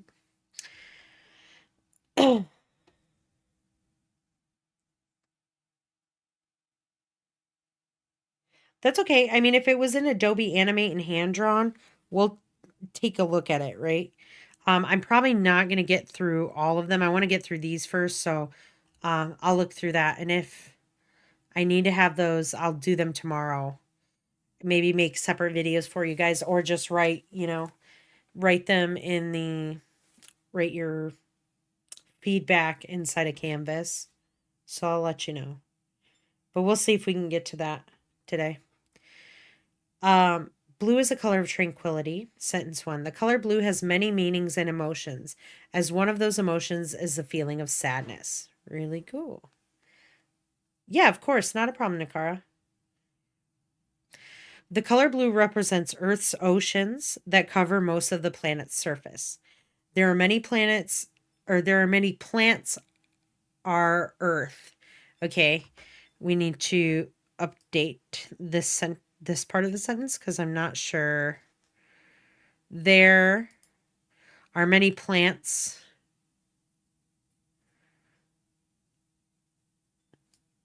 Are you in the chat still, Audrey? If you are, let me know what this was supposed to say. But I'm assuming it was just a typo. Blue flowers symbolize peace. It's okay. What was this one? What was this section supposed to say? So far, I like this one and this one. The color blue represents the Earth's oceans that cover most of our planet's surface. There are many plants on Earth. I'm going to assume it says on Earth. Blue flowers symbolize peace, serenity, and tranquility. I would say many blue plants. You could say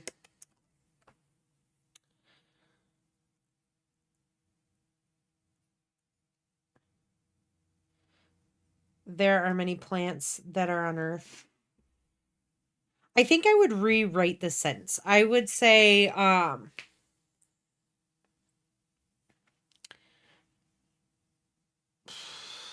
let me think how it was. Maybe you could break this up or there are many blue flowers if you're specifically talking about the flowers, but I would just rewrite that and say there are many blue plants on Earth that symbolize peace, serenity, and tranquility. I think that would be a good one, and that would sum it up. The color blue comes from lapis lazuli, a gemstone. The cost of lapis lazuli rivaled even the price of gold. Okay. Someone else. So maybe you rewrite this sentence 4 so it's not the exact same one as other students have had in the past. It's just that I know you're pulling facts from other stuff, so I would just rewrite this into something more like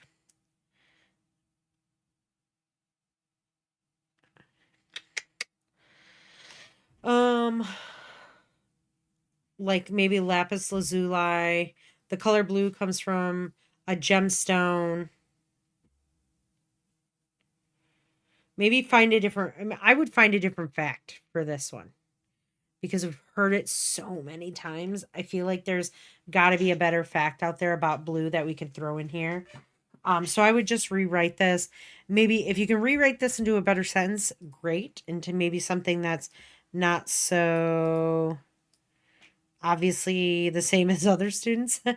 I'm not saying that you're copying. I'm just saying I've just heard it a million times because there's only so many sources that we have things from the internet, and usually we use the first few that we find. So I've just heard that one a few times. So in fact, there's a couple that are in this class that have something similar, I think, but just written differently. So if you can write that differently, you can keep the fact in there. But if not, if it's just easier to find a different fact, I would put something else down there. But I like the organization pretty much of your sentences. And then just update this one, sentence 3 here, update sentence 4, and then I think you'll be good to go.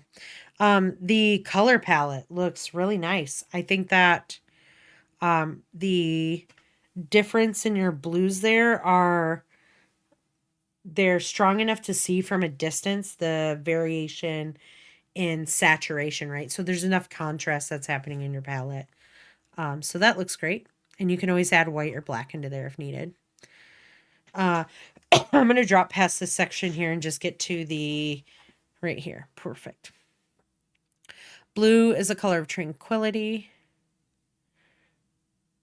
A water droplet spins and turns into an ocean wave. Cool. Then the wave will transition onto the next scene. All right, so the wave will kind of move on to and become the transition. I like the wave splash sound.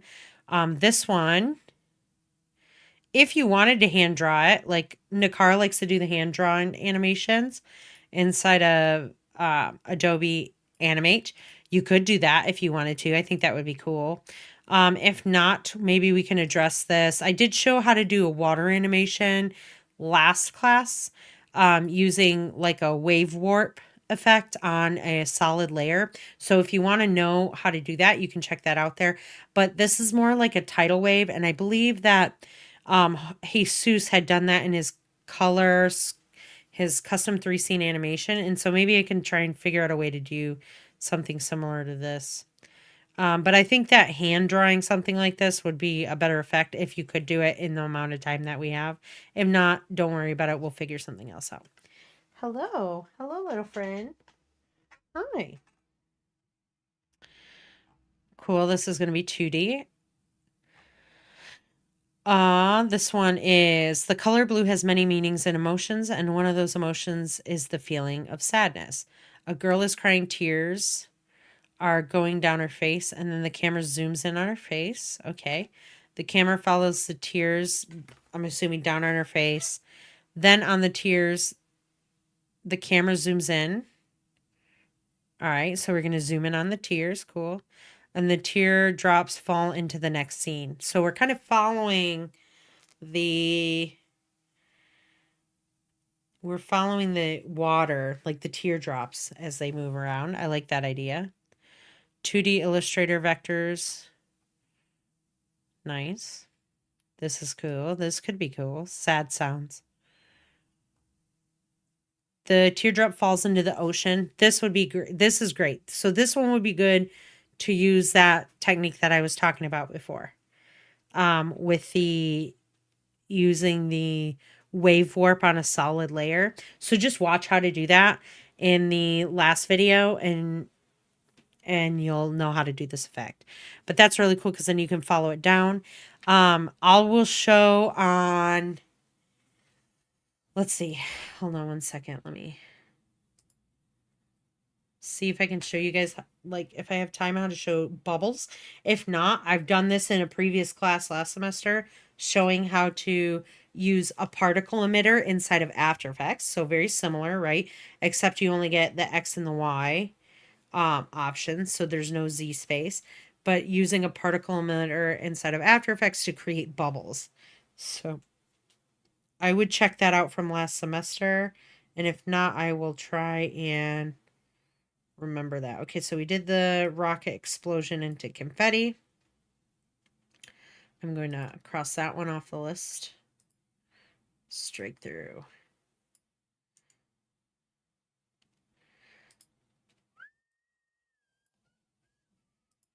Are you guys having fun with these projects at least? Or do you feel very under pressure? Tell me you feel under pressure so I can feel happy of your torture. I'm just kidding. No, I want you guys to enjoy these projects, so I hope you don't feel that. I hope you don't hate them. What? What are you doing? Hi, little one. Keith, we'll do the Rorschach thing next class. I remember I have a list of stuff. The one that I showed to Lena, that one, you feel both, Lena. Okay, I sometimes feel pressured. Yes, both. Okay, so you like it, but you feel the pressure of it. Well, you guys are doing good, you know. The pressure is always going to be there when it comes to finishing a project. And right now, you guys are taking like that 80-20 rule, what you know, and then also what you don't know. Right? So learning something takes a little bit of time, and that is what causes the pressure. But, you know, we've got a little time to get this done. Not a lot of time, but I think with the reel's not going to take you guys very long, and neither will the revision rounds, so you should be okay. Yeah, the more time in the semester is always amazing, but I need a break. You guys need a break. So, and you guys, you know, what's nice is you have these files, you can work on them whenever. So you can always update them if you need to. But let's see, bubbles. in After Effects. Also, let's see if we can find like a tsunami wave animation in After Effects. Or Cinema 4D. That could be your C4D scene unless you already have one. Oh, I would do something other than the I don't know. If there's a rigged whale inside a Cinema 4D, you could check it out and try using it. Um I'm still I think though that like to model a whale, I've modeled a shark before and it takes time. And then not only modeling it, but then having to animate it. So that is probably going to be a better 2D scene. And maybe the 3D scene could be the first one right here with the water droplet turning into the thing. We'll see. If not, it could be maybe the last scene. We'll see here. Let's kind of go down. The camera goes down into the ocean more and stops in the whale swimming in the ocean. Then the camera goes back up to the surface for the next scene. Cool. I like the bouncing, kind of like going down, but then back up. Okay, here. There are many plants on Earth. Of course, rewrite that sentence. Have that one rewritten. The wind chimes, I like that idea. The camera goes up and then the blue flowers start popping up and start blooming. You could use the same effect that I showed inside of After Effects. I had shown someone last class or the class before that how to animate like a growth animation using trim paths. So that might be beneficial for this scene with the 2D vector flowers or the petals. But I like this. Like they're going to start blooming, the petals will start falling and stuff like that. So that's really neat. I would definitely do that with trim paths inside of After Effects. And then of course you can always like the leaves would be just their own separate things with the anchor points down at the base of them, but kind of rigged to the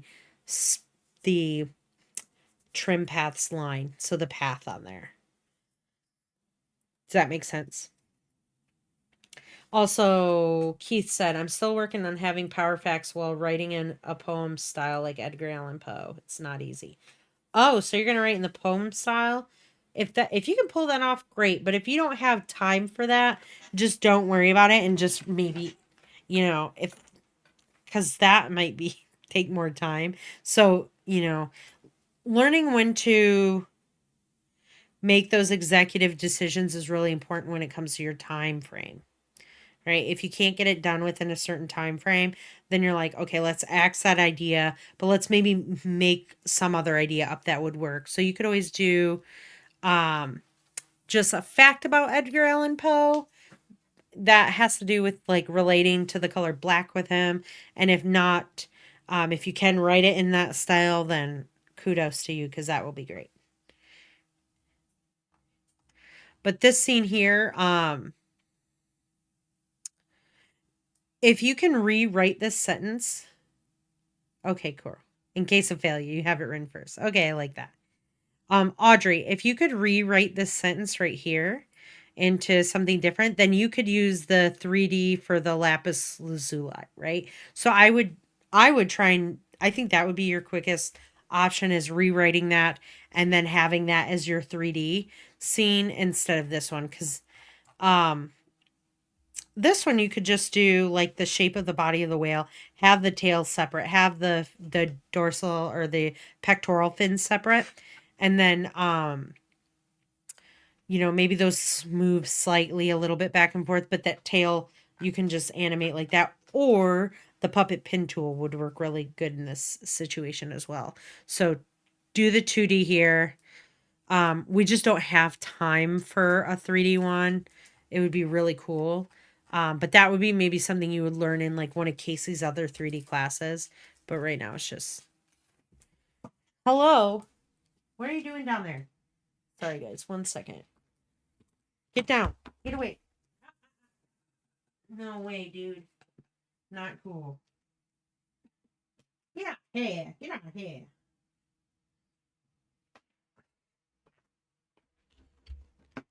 I have an anarchist in the room. You want to show them what you are?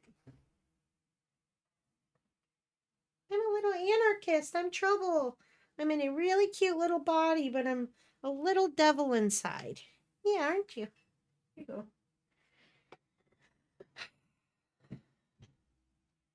Yeah, I was wondering 2D, 3D. Yeah, 2D sounds so much better. If you guys want a cat, she's for sale. I'm just kidding. Very solid though start. Really solid start on this. All right, and then let me do this last design brief. Yeah, I know. She always gets the ahs. The oohs and the ahs. All right, cool. So this is Jasmine's. I've already spoken with Jasmine. She sent me this earlier, but I wanted to go through the storyboard.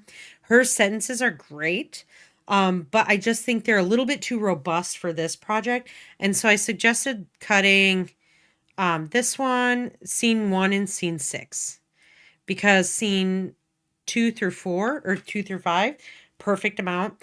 And then the blue is the color of wisdom. I like that. But I think with all of these, it might just be too big of one. But the sentences are great. The facts are great. Just a little too robust for the time that we have right now. All right. So let's kind of start with the second one, scene 2.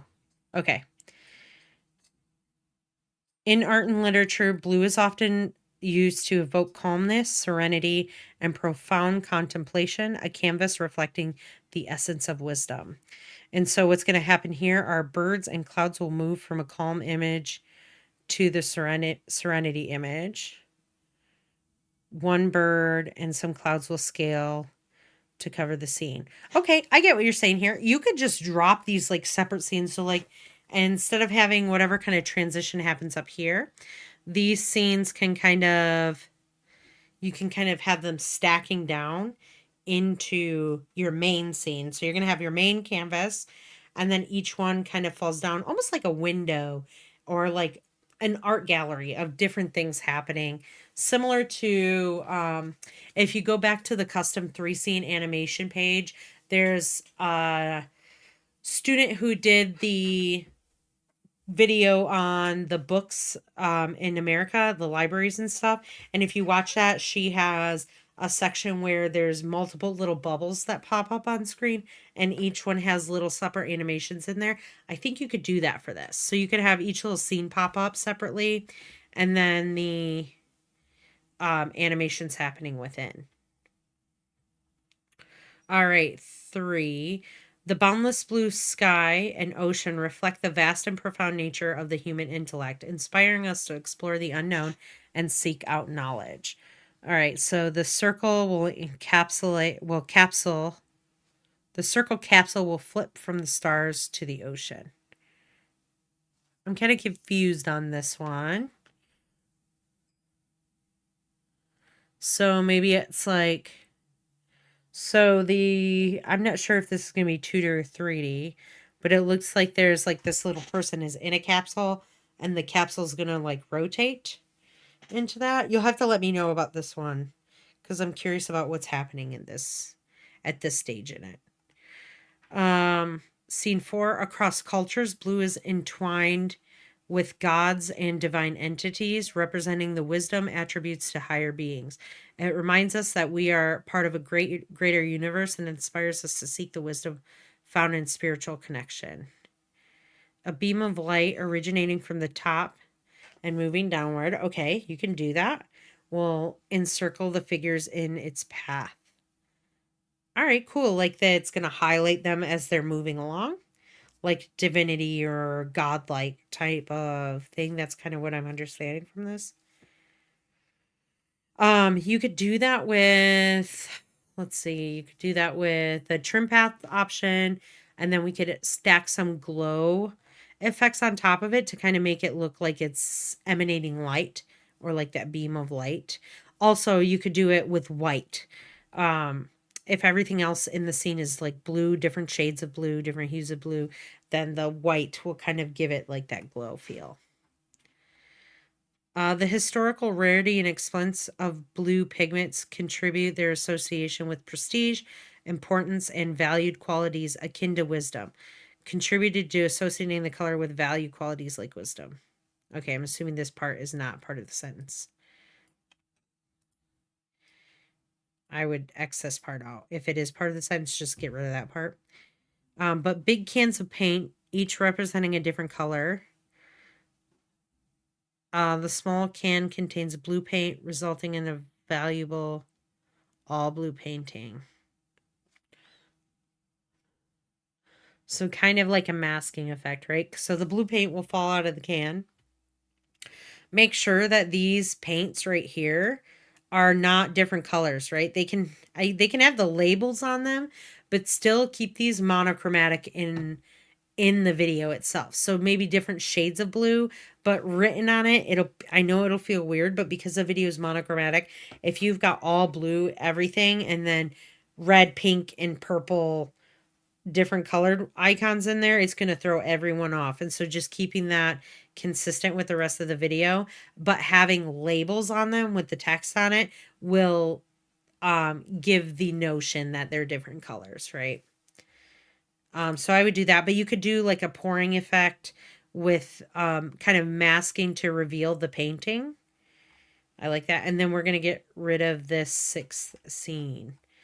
But as far as the color palette, I think that's fantastic. Nakara, this is kind of what I was mentioning to you, almost how it like skips a couple steps in value of blues. I think that looks really nice because that's very strong. Like I can pick that all out. And even this one you can see against the white. So if Jasmine, if you choose to use a white accent or a black accent, it will stand out, I believe, with any of these. So good job on the choice of this. Again, slim it down. Then also kind of let me know what's happening here. And then what scenes are you going to do that's going to be 3D? Because we have to have one 3D object within this video. So I definitely want to know that. But good start here. All right, you guys. If it's been given the go ahead, like I said, start creating assets, start recording your VO. You want to kind of get ahead on this, right? Because we're going to have not this Thursday, but next Thursday is going to be the first draft due. And from here on out, remember there's hard deadlines on everything. So you can always turn it into me, but you won't get a grade for it, right? Because now at this point in the class, we've been doing stuff enough that hard deadlines are important. We need to learn to respect the deadline, I guess you want to say, and like adhere to a deadline versus the range that I was giving you guys before. And I think that will make it the pressure, it will kind of take the pressure off, right? Because you're like, I have to have it turned in here. I don't have an option. I can't get a range with it. Like I have to get this work done, and it'll kind of light that fire a little bit for you guys. But good job on these. As I obviously didn't get to the custom 3-scene submissions, so I will probably do that first thing in Thursday's class, and then we're going to talk about how to assemble the reel. And so this next class is going to be very important. I suggest that you guys can drop in and watch this live if you want to ask questions. But I'm going to show you guys essentially kind of how to assemble that reel. We'll go over those custom 3-scene submissions. And then on Monday the 4th by midnight, is when I want the revisions done for the custom 3-scene, the Monarch Butterfly, and the Eve Bot, right? Those 3 last projects. You're going to implement the revisions that I gave you or will be giving you, right? Because we haven't had time to look at this. And then also your first draft of your reel should be done by then too. And so in between those, I would be working on your color scope stuff. If I asked you to rewrite sentences or something like that, if you've rewritten it and just want to run it past me, go ahead and send it to me in Slack. Nakara, like I said, to kind of focus us more on that, send that to me in Slack and then I'll prove it for you. or let you know. But other than that, I'm going to let you guys go right now. I think class was kind of fun today. We started off with an interesting technique working with the rocket. I've never done that before, so that was kind of fun. But also, I want to mention this. If there are any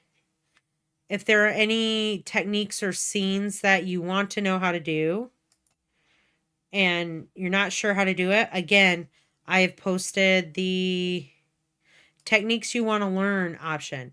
It's not graded, it's not time stamped or whatever. So if you guys are like working and you're like, oh, I don't know how to do this, maybe I want to know, just go in here and just write in the text box what you want to know, and I'll add it to a list of things. And if I can't get to it in class, then I will send you some kind of tutorial on how to do that. Other than this, I'm over talking tonight. My voice feels like wrecked. But do you guys have any more questions for before I end it?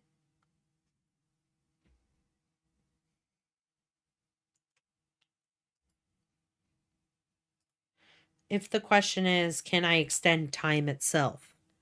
I can, but I won't tell you how. Just kidding. Well, that's not fair.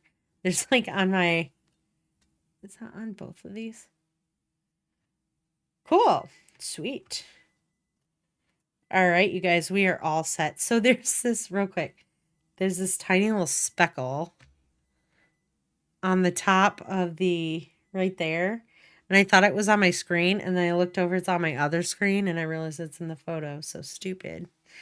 All right, guys, you're welcome. I'll talk to you later. Again, write me in Slack if you have any questions or anything like that. But I'll talk to you guys soon.